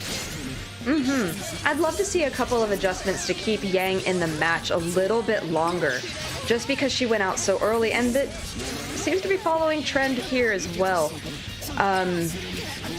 1 bar on Ruinism's side. Yang does get the option to go into Semblance. There was a lot of blocking there. Unfortunately, does get caught in that cross combo situation and is down. Mr. Ruinism put a big old stop sign on Lolari's pressure, and could this possibly be a perfect? We're getting close. Gets the knockdown here. One more good setup can finish it off. Like the dive. Here comes the incoming pressure. Oh, what a tricky dash. Has the meter. This should be enough. And Mr. Ruinism is gonna get, without a drop. I'm holding my breath. That's gonna be the first perfect of the day. Mr. Ruinism up 2-0 in commanding fashion. Oh boy, that's the kind of game we're playing right now.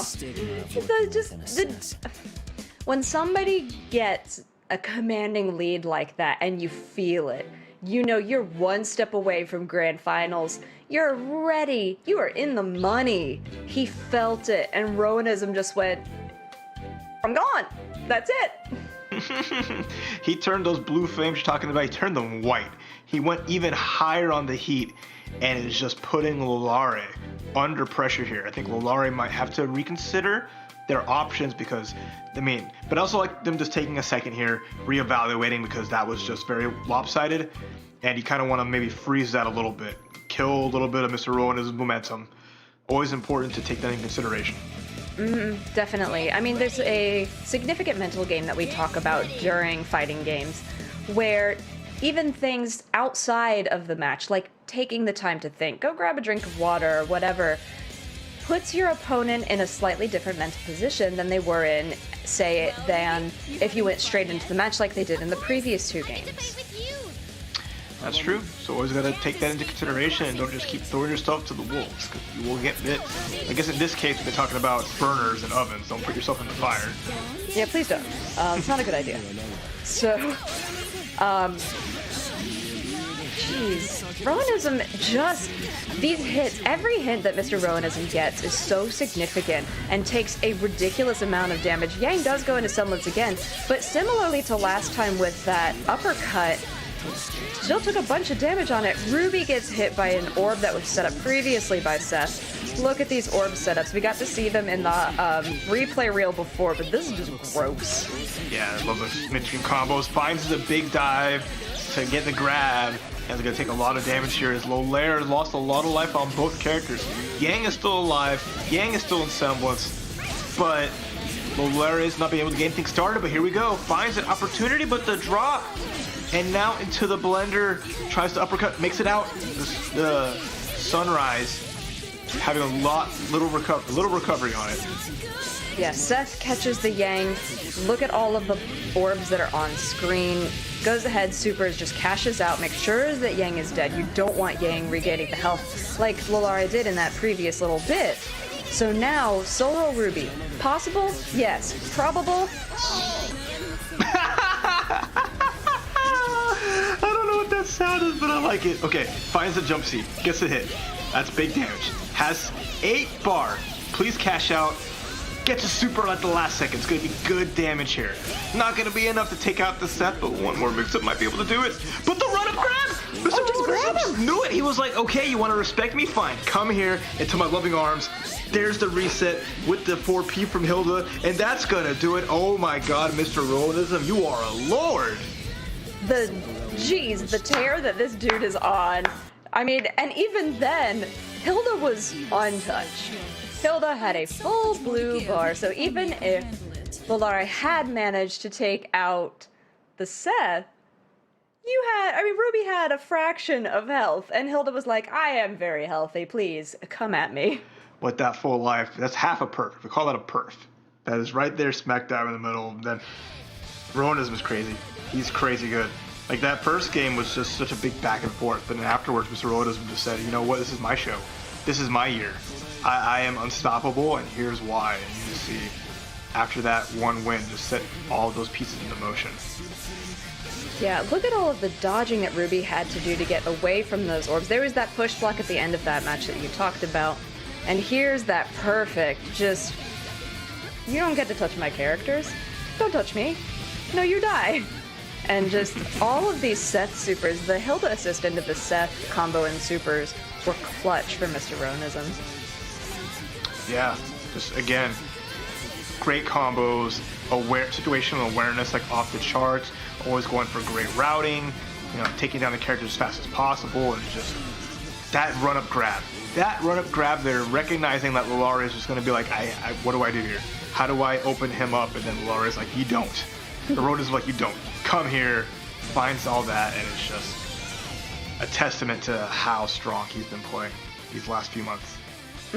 So, Mr. Ronism, our first grand finalist, going to have to face, oh boy, either Diny, Retro, or Lolaire. That is, oh gosh, that just sounds like something I don't want to do, but it's Mr. Ronism's job and not mine, so. I mean, he's tackled a lot of these players before, so I'd be feeling pretty good if I was in Mr. Ronism's shoes. And I'd be also feeling pretty good if I was in Diny Crippler's shoes myself, because he is going up in the run back against Retro Monkey Sage. We saw this match in the first round of upper bracket top 8, and now they're going to be facing again as Diny Crippler has, had success over Cax, but then we saw Retro Monkey Sage take out, King Rasta, taking out one of the strongest players in EU, which is incredible. So I want to see if that momentum that they've had in their lower bracket run can put them over Diny Crippler. And if the adjustments have been made to see. It's even a tie, half and half. How about that?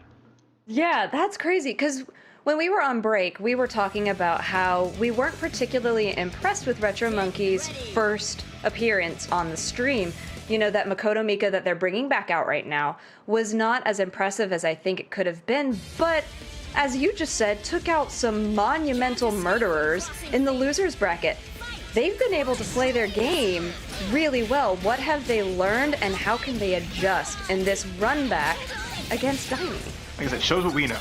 Right. Might not have been impressed, but hey, maybe this guy was just getting started, didn't have the gas in the tank, but it's going off. So kudos to you, Retro Monkey Sage. That's why you're on there, and we're out here in the peanut seats. Heck yeah. They're good seats, though. So already I'm seeing some nice adjustments on Retro Monkey's side in the form of a lot of blocking. Before, Retro Monkey was just coming in swinging. And Dyna Crippler with this Yang Hakumen was able to take advantage of those wild swings, but these blocks and careful gameplay, this is a totally different Retro Monkey. We'll see what happens as Dyna Crippler finally gets an out with the counter, and Yang going into Semblance, but nice uppercut there, Corona upper, and gets rid of the Yang. Okay, Retro Monkey stage. This is the power that they didn't get to showcase in the upper bracket, looks like. Yeah, now Hakumen does have resonance, does have a chance, but what a beautiful sandwich situation. Just jumps over the super. I did feel like Retro Monkey was pretty consistent about jumping over those supers in the previous time we saw this, but look at the push blocking, look at the pressure from Makoto, putting out a decent amount of damage without having to spend any meter up until right there. Nice stuff. Retro Monkey finishes the job with that super. And that was nice, like not spending their meter too much, beating out the push buffs like you mentioned, just always catching like the right reads on what Dyna Crippler was going to do defensively. So it's either punishing a whiff or just always finding a way back in, or even punishing the burst. Retro Monkey Sage played so fast, but was always on top of it, always aware, and that's an incredible combination, especially in a game like BBTAG. Right, definitely. Quick decision make. I mean, Tag is notoriously quick as far as fighting games go, and when you have the added factor of the assist character of, whoa, what a move from Yang. Come back to that thought later, because Dyna Crippler said your game stops here, and look at the damage that he's getting to put out from the Yang and the high-low pressure with the Hakumen assist. Oh, the trade! Dyna Crippler read that. Yeah, it was like the assists and the pressure there. Dyna Crippler just really good decision making. Overall, is gonna punish this Mika and get a good fat chunk of damage. Yeah, I don't know. I mean, in the previous game, Monkey had such careful and calculated gameplay, and it felt like that confidence had him coming and swinging a little bit in this one, and it's not working out for him. Down to just the Makoto, which we got to see some really cool setups for before, but unfortunately, Yang assist comes in, grabbed by Hakumen, and that round's over. That was fast. That was just like super quick. You thought Makoto would have a chance, but that was a good assist call into that EX counter, right? So that's just overall Dyna Crippler making those proper adjustments, and now we just have this already 1-1, and it feels like it's not even been like 2 minutes. I don't think it has, to be fair.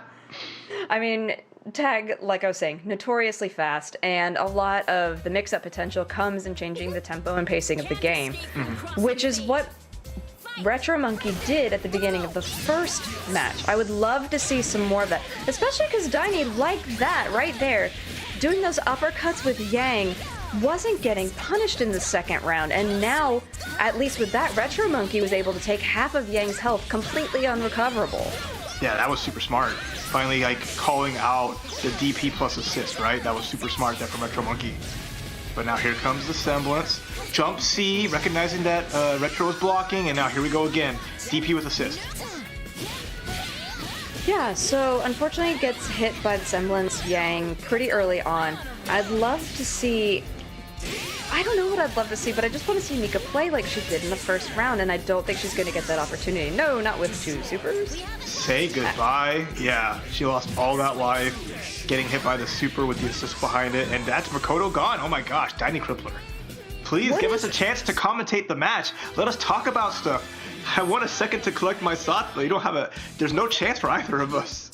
No, there's really not, and I mean, we just talked about how, you know, Retro Monkey took out Murderers in the losers bracket. What is it about Dyna's team that is Retro's kryptonite? I think a lot of it's big time. It's Hakumen. Hakumen and Yang stop people from mounting offense, right? Yang has 5B armor. That 5B just crushes through so many things. You have to be very selective of how you break it, and if your character doesn't have really good lows, she's just going to be able to swing through. But then the Hakumen has the counters. The counters are going to beat these like full screen options and give Hakumen free damage. So it's just a great team to burst through so many things. But wait a minute, Reversal gets punished. Retro Monkey has a chance here. Let's go.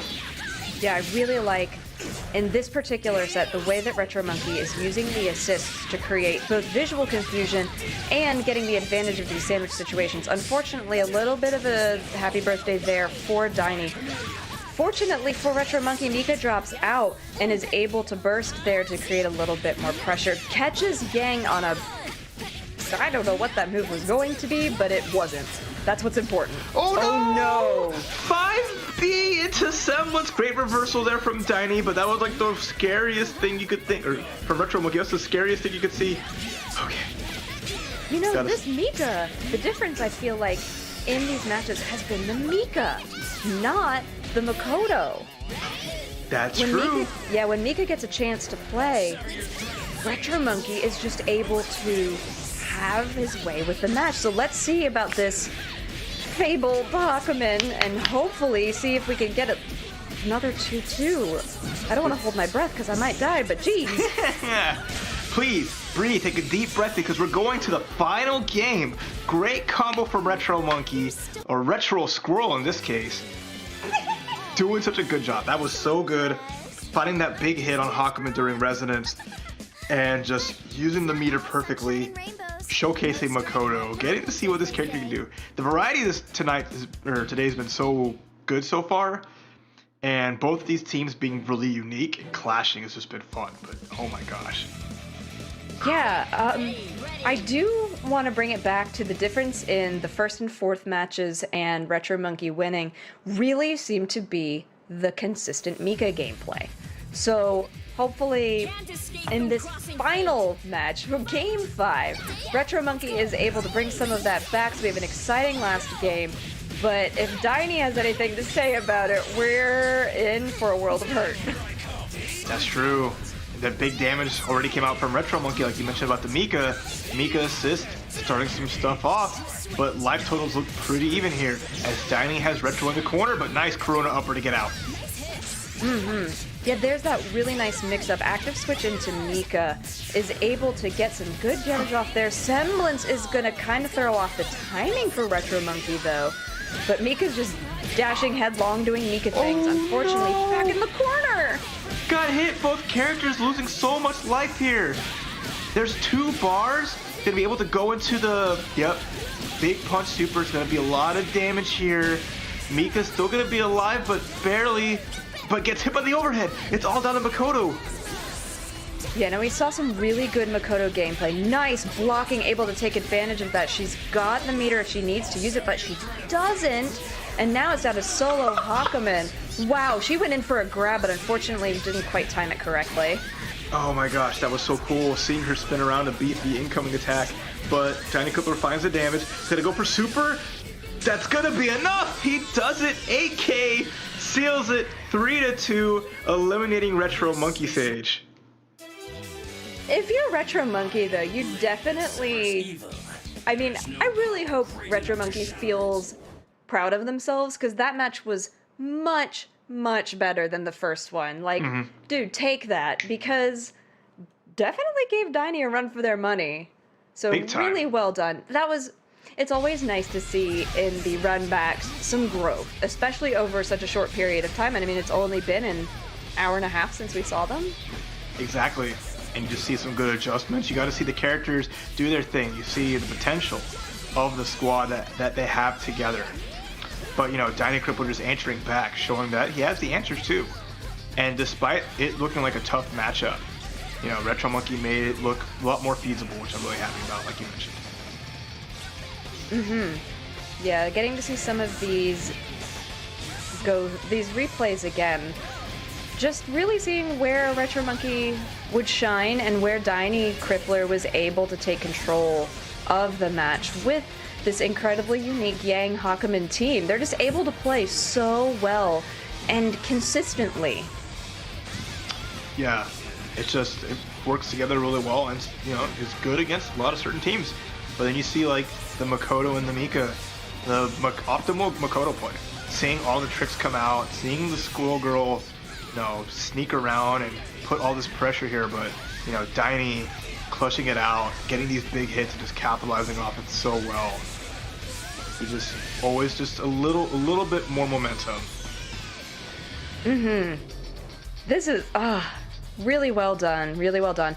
So Diney is going to face Lalare, and if you're able to, you're hanging out in chat and you're like, I think I know who's going to win, spend some of your accumulated channel points that you get just by hanging out here, and help contribute to that poll. See who's going to win.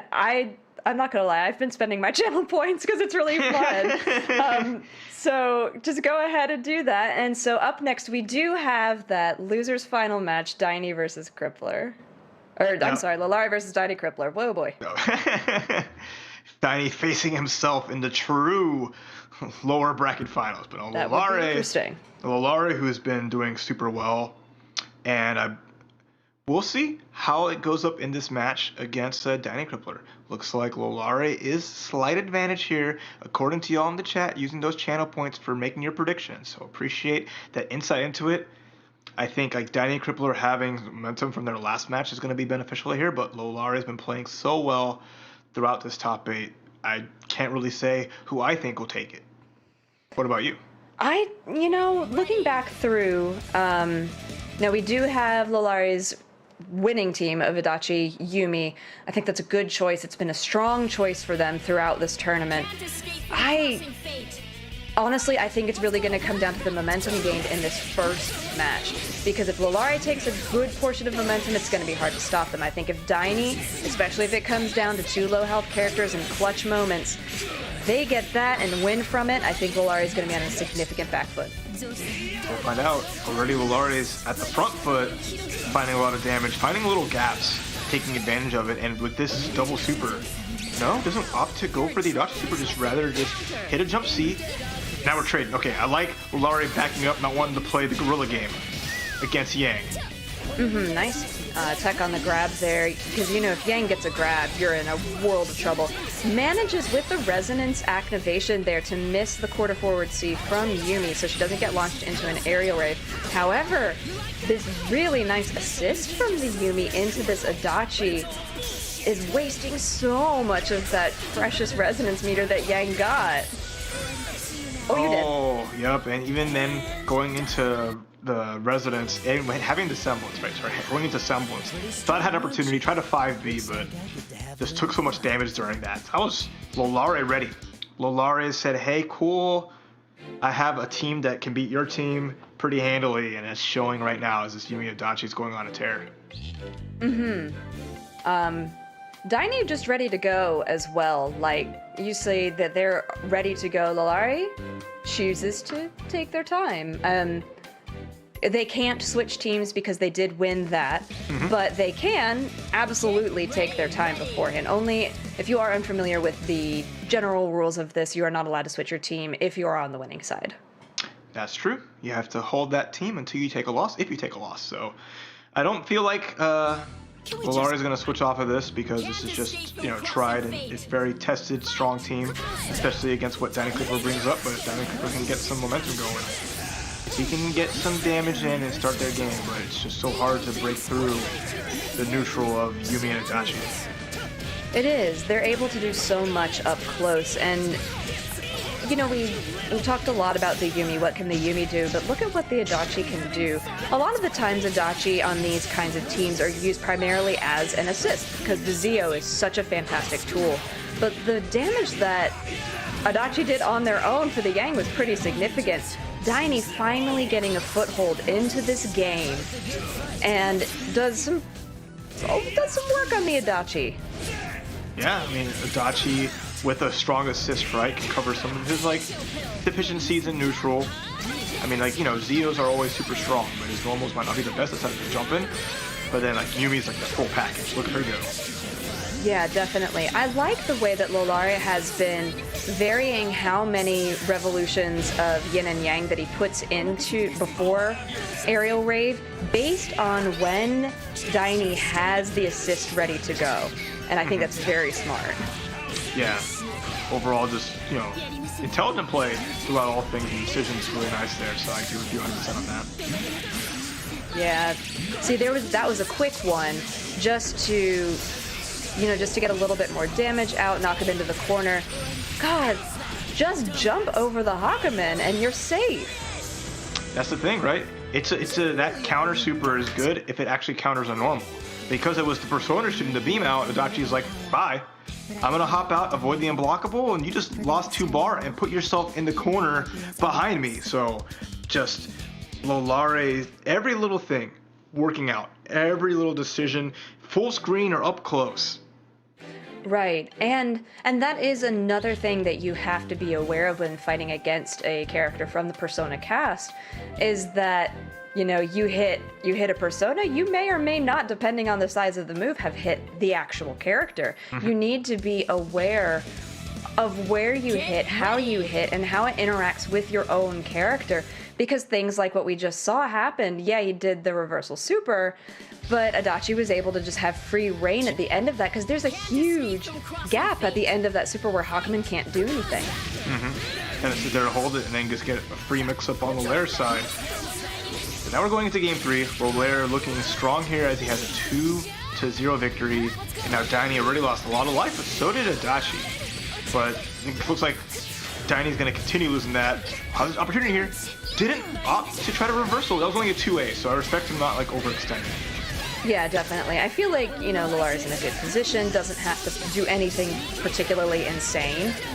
And there, I like that they waited to the end of the Yang to get done hitting Adachi. Unfortunately, Yang was already back in block, does lose the Yumi.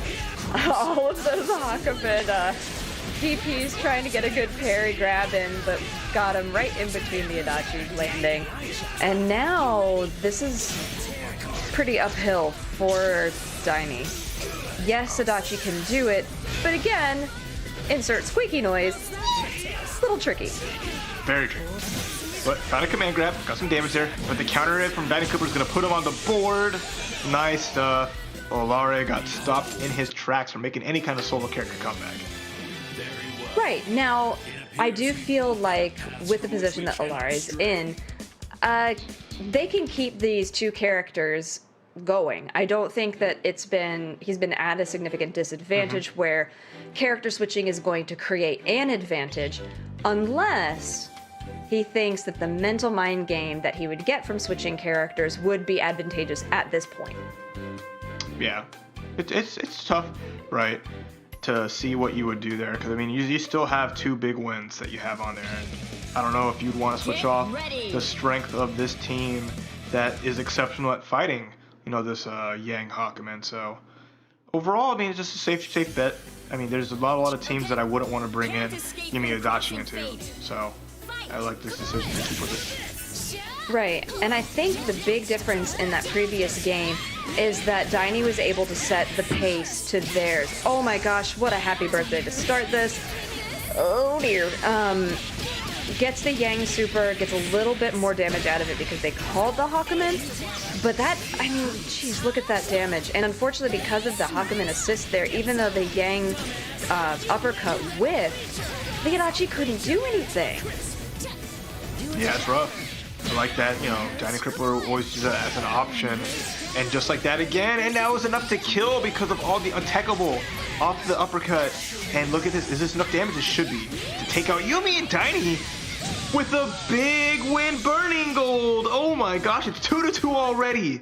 Lolare, who was looking so strong, taking those first games 2-0, and Daini Crippler just answers back super fast. Wow.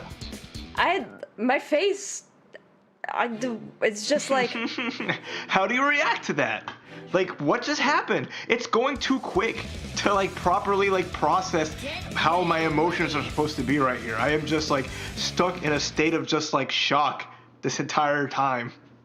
Well, and what we've seen here is the 4th game for Daini was, like, the first for Lolare.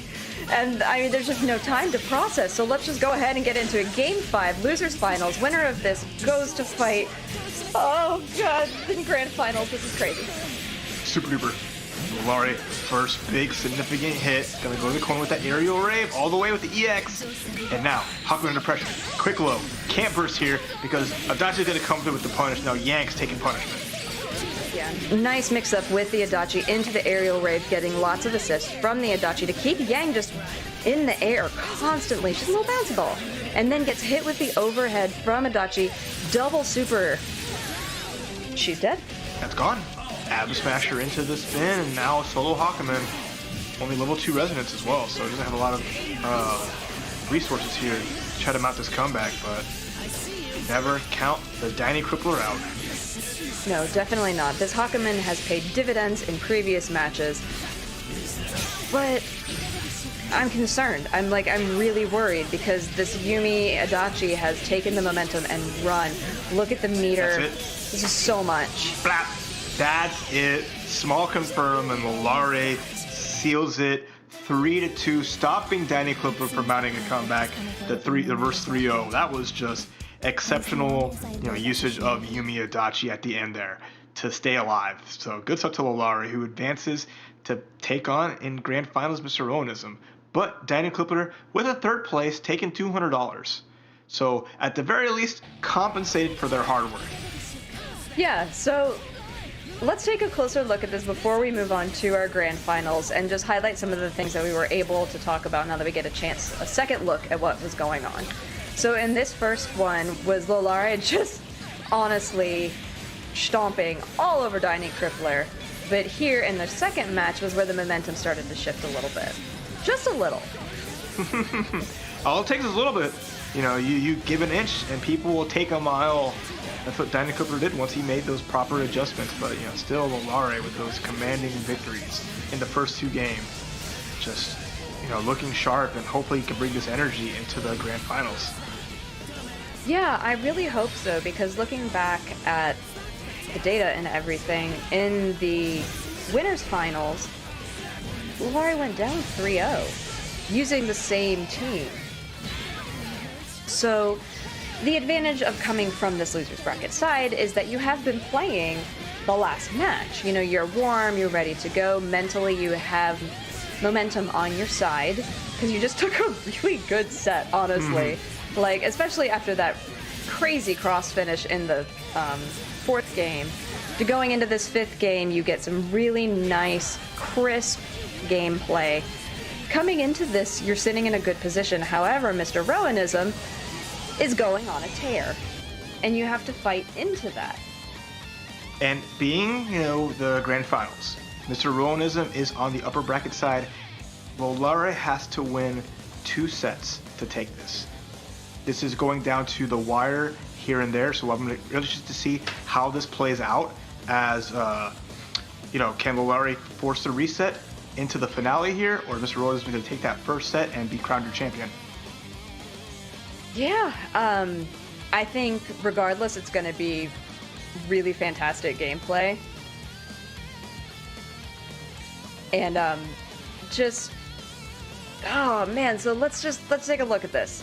So this is Mr. Rowanism versus Lolare, and we've got 66 wins versus 23. 9 versus 14, an 88% win rate versus a 62%, 75 matches played versus 37. That's just crazy. Experience is on Rowanism's side. The grind is real. And that's a testament to how strong they've been. They've just been going off and off every past couple of months. They might not even been the first seed this month. They might not even have won the most weekly events. But Mr. Rowanism just showing that strength comes from playing the game consistently and just being an amazing player. So I'm excited to see, that continue on. But Lolare's been playing so good today, and I would love to see if they can crack first place. I won't even be mad. Either one of these players are going to be super good. In chat, vote for who you think will take this. Get your predictions in. Let us know what you think. Can Mr. Rowanism, get a triple crown 3 months in a row, or will Lolare finally put a stop to that and cut all the momentum Mr. Rowanism has? Because it's up for debate, but I mean, he's Mr. Rowanism is the champ for a reason. Definitely. I mean, I think out of what we've seen today and the incredible run back that we've seen from Lolare, I think there's a good chance that we could have a bracket reset. But, with the ooh, look at that poll. That's actually really a lot closer than I thought it was going to be. 52%. But that means 48% of you thought it was going to go the other way. This is very close. They believe in Lolare. They have their faith in the Yang, or they have their faith in the Lolare, and I don't blame them. I hope to see a long and good back and forth in this set. So I want this to go the distance, but I know Mr. Rowanism might be trying to end this as fast as possible like they did before.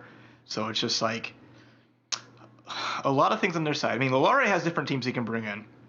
I don't know if they're going to go with what they did in the upper bracket finals in this, or if they're going to try to opt towards possibly, switching it up some and catch Mr. Rowanism off guard. But we definitely know Seth and Hilda are going to be on Mr. Rowanism's side. Right. I was actually going to ask if Mr. Rowanism played anybody else or has played anybody else. And to their credit, it's been going fine. I don't think there's been a set that we've seen Mr. Rowanism in where it wasn't like, oh, maybe they should consider a character switch. No, they're fine. Lolare has stuck with the Yumi Adachi since the third match of the first time we saw them on stream. It's going really well for them. I feel like it would almost be like a mental mix-up to themselves if they went into this first one with a character switch. I mean, I wouldn't blame them. They have the capacity to do that, but at the same time, you never know. There's a lot to think about, and what do you bring into this match? Because every game you give up is just one step closer to the person to take it, right? It's just how much can you give, and how much of a risk are you willing to take, Yeah, and also thinking back too, because this is the run back from before, what has Lolare learned about Mr. Rowanism's gameplay, and what does he think, because like we mentioned, went down 3-0. What did he learn from that? What does he think he can bring now fresh as far as gameplay, character changes, things like that? Because I feel like you're right, you do highlight a good point. If you are going to change characters, do it first. All right, looks like we're not going to see any changes. We are going with sticking to our guns on each side. Mr. Rowanism, upper bracket side. Seth, Hilda, not surprised. Lolare, Yumi, Adachi. It's gotten them this far, but can it get him past the master, the champ? Let's go grand finals. Oh boy, here we go. This is already a lot. Look at those quarter forward seats coming from Yumi, the icicles catching Hilda. Geez, if Mr. Ronin's not careful, he's going to lose Hilda right off the bat a couple seconds into the game. Good switch out, was actually safe to use it with Seth there, but the pressure from Lolare grab into the corner. Oh my goodness. DP now. Hilda doing a lot of damage here. So actually Lolare makes a really good decision to switch the Adachi in and is now against the Seth. Good blocking, able to miss a lot of that ball setup there. Gotta remember that that's on the back there. Oh, Seth hits. Oh gosh. And now Yumi is in the air and okay, cross combo, what do we got? Zio, Yumi goes forward, Seth in the corner, but just blocking. What good blocks from Mr. Rowanism. That defense is a staple, right? That's what keeps people alive here. Help bring it back is nice switch out to the Seth. Gonna get a lot of meter from this. And now Lolare's Adachi gets hit. No way to get out of here.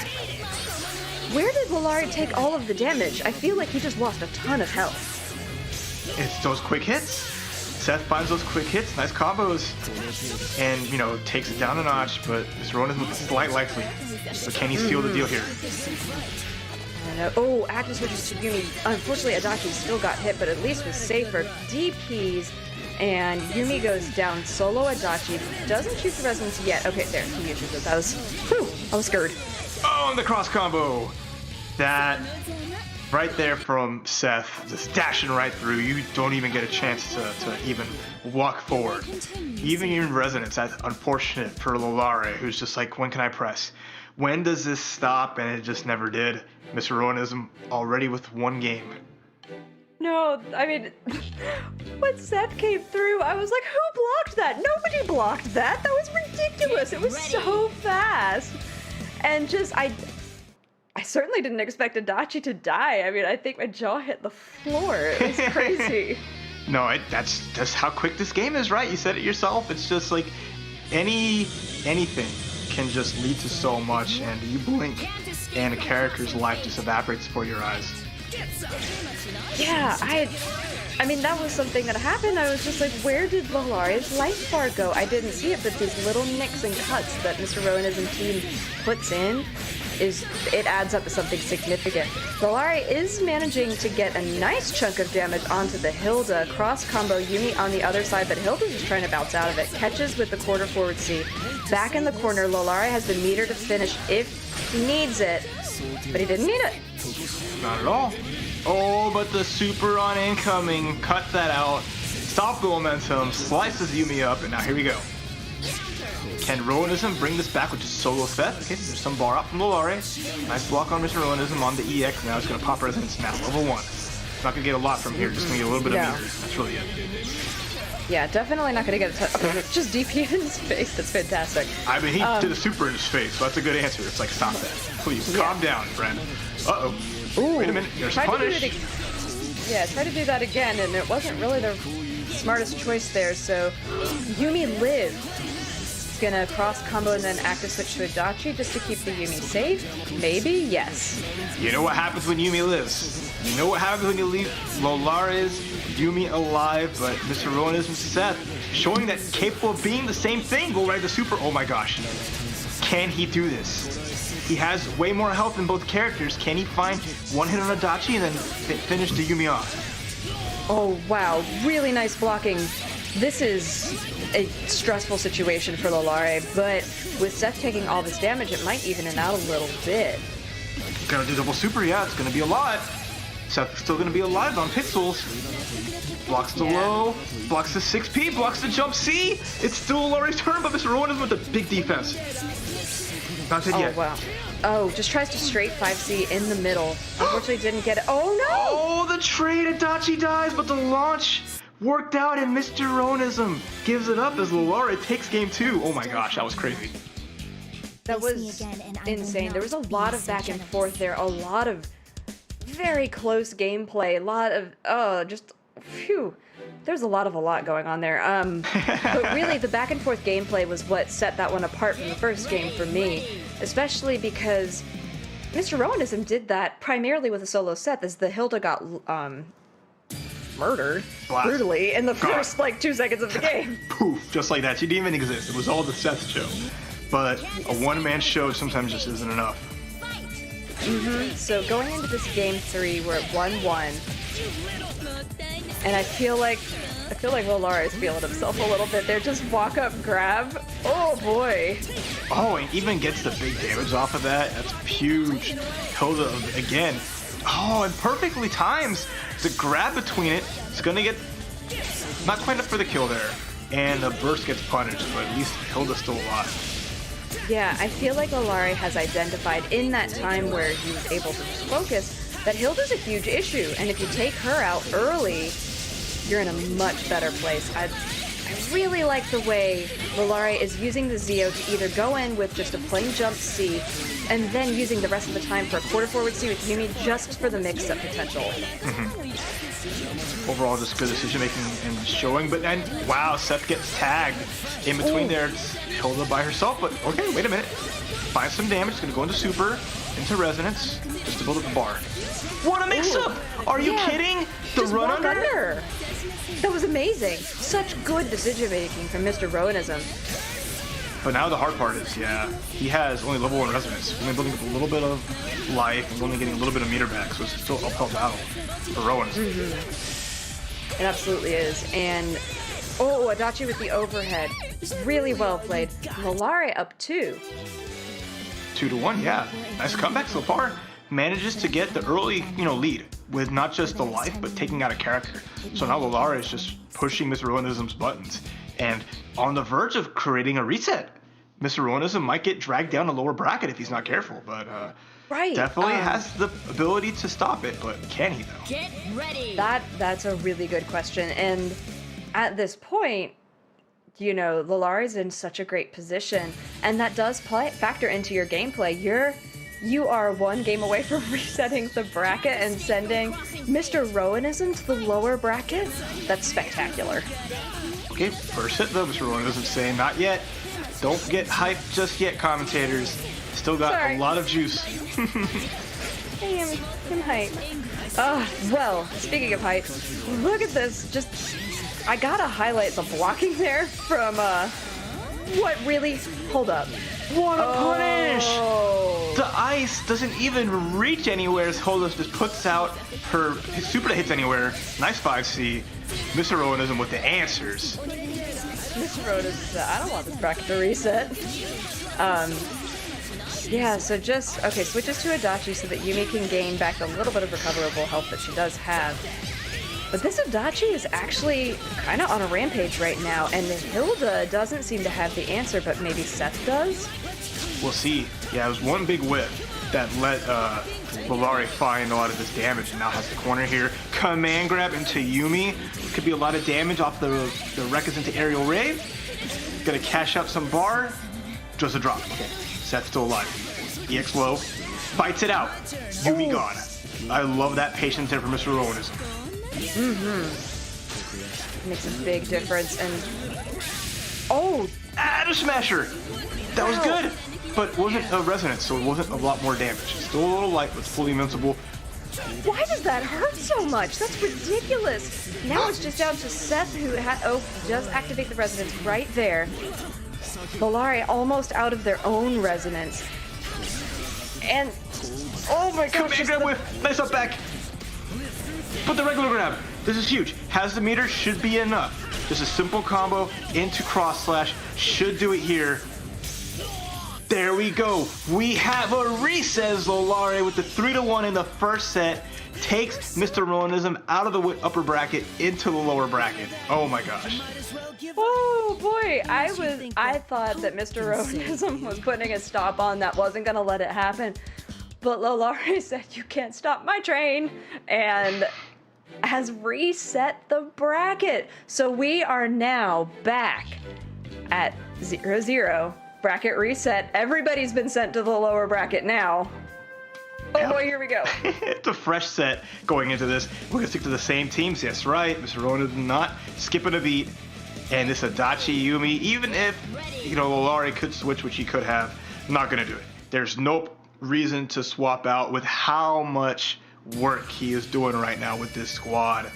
One more 3 out of 5 to decide your March EU champ here at the PlayStation 4 Open Series Monthly Finals.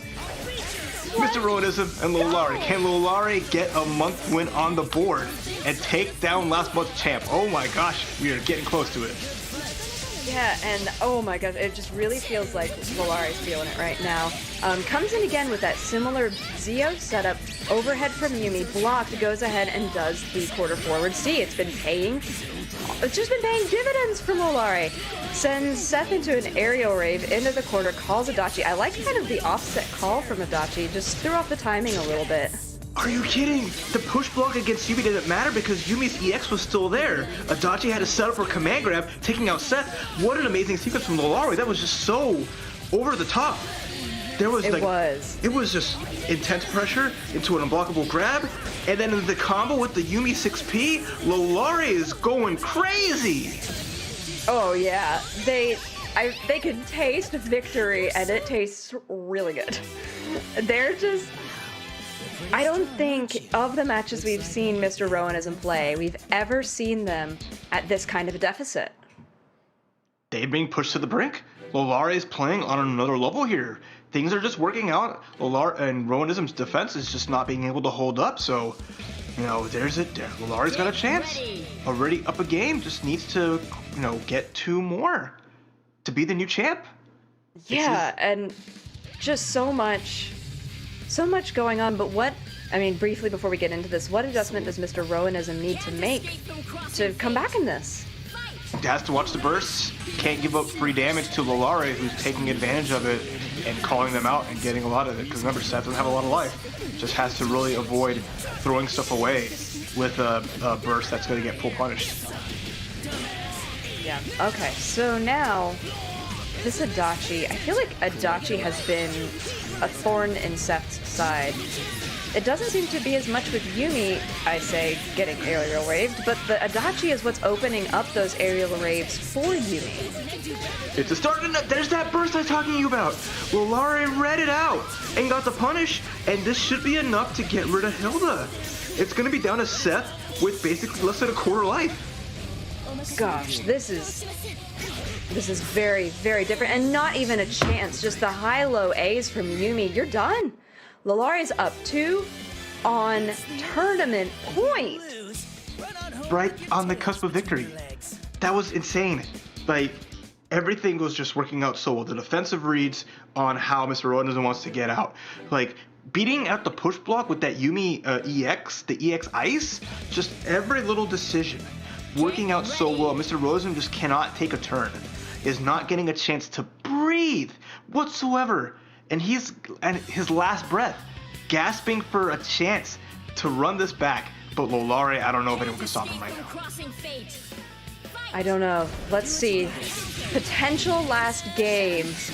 But a nice opener from Mr. Rowanism catches both of Lolare's characters and throwing in a bunch of damage there. So already a little bit different from the previous match. These Hilda assists coming in clutch for him. Yeah, that 4P from Hilda, the stop sign for a reason. Even though Adachi got a reversal, the 4P still hit Adachi and Seth was still able to get a combo. How crazy is that? Kind of insane, actually. But this life lead that Mr. Rowanism has is very, very significant, and I feel like Lolare is fighting with every inch of his being just to get something going. Catches Hilda's toes. Uses the Yumi assist, launches Hilda into the corner, and now what can Adachi do with this? Nice run up. This is a command grab, but nice swap, but still goes out. There's so much recovery. EX. Corner to corner. Big drop, not dead yet. Yeah, couldn't close it out with a super because they're not in resonance. Oh, Yumi's caught by an orb. She jumps out. Resonance activation. Still in there, but yeah, that EX slash with assist behind. Is it going to swap or not? That's the hard part. Is Seth going to active switch and turn it into a left-right mix-up? That, to me, is so scary because that mix-up there is so fast. Potential cross-up that Lolare was just guessing on the block and felt like it was going to be an active switch. But it wasn't. It was just like the no mix-up. Yep. Sometimes that happens. You're the I thought you thought that I thought, and then you thought wrong. Yep. Oof. You think you're one step ahead, but all it is you just sign yourself all the way in the back. Oh boy. We have a match. Let's go. We do. Getting into a 4th game of the Grand Finals reset. Lolare taking a ton of damage. Those little tiny cuts from Seth hurt a whole lot. Yeah, 1,000 cuts gonna add up, and there's that mix-up again. Yumi gets out of it though, and now the Adachi coming in, who's taking a lot of damage. This is looking a little dicey. Has no way of getting out either. Oh, God, these Hilda assists are totally different than they were in the first set and in the first 2 games. Lolare down to just Yumi. Can Yumi make a comeback? Absolutely, but not if Mr. Rowanism doesn't give you the chance to breathe a single time. I mean, he's taking so much damage, but this super is going to be another perfect. Mr. Rowanism with his 2nd perfect of the day, and now tying it up 2-2 in spectacular fashion, counting him out. What were we even thinking? What was I even thinking? You didn't count him out. I was like, oh my gosh, this is all Lolare. I mean, I was with you there. It was all Lolare. I mean, in his defense, it was all Lolare. And then Mr. Rowanism was like, I have found my calm. My game. So, let's get into this Game 5, last game of the PS4 Open Tournament March Finals. Let's go! Rowanism or Lolare. Only one of these players can be the champ. Only one of these players is going to take most of the prize pot and will hold their, that prize and title high. Lolare, I was about to say he wasn't getting opened up at the beginning, but got a burst out and now on the back foot as here comes Rowanism. Oh boy, and then just really that stop sign assist from Hilda. is doing work. It wasn't using it as much in the previous games, but you can see once he found success with it, he just kept using it. Active switches into Hilda. Adachi now taking all of his corner damage. Techs the grab really nice. There was a lot going on, so it was a little harder to see. They've got big damage off that. That was a great tech into their sequence with the Yumi assist. Finds the grab, right? The super? Oh my gosh. Is this... Okay, not gonna be enough to kill Seth. It's gonna be close though. It's gonna be real close though. Okay. Forces to burst out. There's the block. She's getting punished. Lalari's bringing this back. Oh, I hate that Lalari had that and then kind of dropped it. Able to pick it up though. If Lalari is able to put a significant chunk here on Hilda, it could be a totally different game. What's the follow-up? The launcher from the Yumi assist. Oh, dropped it. She takes out the jump C. Oh my gosh. The low from Seth. Yumi's gonna go away. This should be enough to get rid of this character. And now it's gonna be all down to Adachi. Oh my gosh. I was waiting to see if that killed. It did. Okay, now it's just down to Adachi. Adachi with a lot of life. He's gonna pop resonance. There's the mix-up, but jumps out! Jumps out! Yeah, level 4 resonance too. This could actually be a problem. Oh, just trying to get any hit that he can. Get snuck! Anti-air. That's big damage. A little bit of meter on Mr. Roda's side. He's gonna go for the setup here. Back tech. Gets out of there. In the sandwich still. Oh, gosh. Look how much they're just empty jumping constantly. Oh, God, that could have been huge. That's it! Oh! Ruinism does it again! After losing 2 straight in the final grand final. Oh my gosh, he takes it 3-2 over Lolare and is your March champion. He did it again. He did it in February. He did it in March. Who is going to put a stop to Mr. Rowanism's ridiculous gameplay? I don't know. They've thrown everybody at Mr. Rowan. He's fought previous champs. He's fought, the person who put him. He fought in grand finals last month. He fought a Lolare who was basically almost untouchable. But Mr. Rowanism just showing that he is on that other level, and that clutch factor is just through the roof. It was. Taking a look back here at the first couple of games, just look at the back and forth. It was always, this is the one where Lolare just was dominant. Look at that Adachi gameplay, so great. But really, Lolare put up a fantastic run. Was able to reset the bracket. Everybody went to the lower bracket today, so we got the most number of grand finals games that was physically possible, and you honestly can't ask for more than that. No, for sure. Just seeing both these teams play to their fullest and everything go so down to the wire, even especially like that last match. But the reset was nice on the Lolare's side. But I like Mr. Rowanism sticking to his guns, braving through it, even going down 2-0. Lolare getting a huge lead. But Mr. Rowanism was just like, I can still do this. I still have a game, I still have a chance. And that's, I think, a great thing about playing one team is everything, the ins and outs that your team can do, and how you can make adjustments like with those Hilda assists to take back your turn. Yep, and just put a stop to someone's momentum just like that. And there we see the final bracket. Your March champion, Mr. Rowanism, second place going to Lolare. Third place, Dyna Crippler, and fourth place, Retro Monkey Sage. Those are your top 4 this month, and they played out of their mind here in the EU side. Right, so here is the schedule for the following month. We've got our Mortal Kombat, the April series tournaments, the 6th, 13th, 20th, 27th, and then the finals will be the 29th. For Under Night in Birth, we have the April monthly finals, May 3rd, 9 a.m. PT. Soul Calibur, March 31st, and today we've got BlazBlue Cross Tag Battle. Yep, the NA side will be at 2 p.m. Pacific Standard Time, so there's still a lot more action here in the PlayStation Open Series. So even though we're wrapping up the EU side, it's been just an amazing show, and it's been a lot of fun just going through it all. So again, y'all just check out compete.playstation.com because I know y'all want to be part of this. Just FYI, never forget to hop on that and to join into these events. Try to qualify because this action's amazing and you know you want to be a part of it. You know you want a chance to win this prizes and you know you want to go up against the best. Yeah, it's so yeah, just sign up and have fun because I know we do, getting to see everything and all the hard work that you guys put into this during the monthly finals. And if you want to challenge our previous winners, come on, sign up. That's your chance. All right.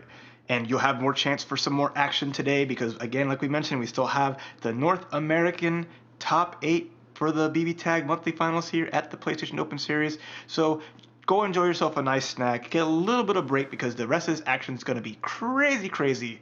But for now, we will see you later. Y'all take care.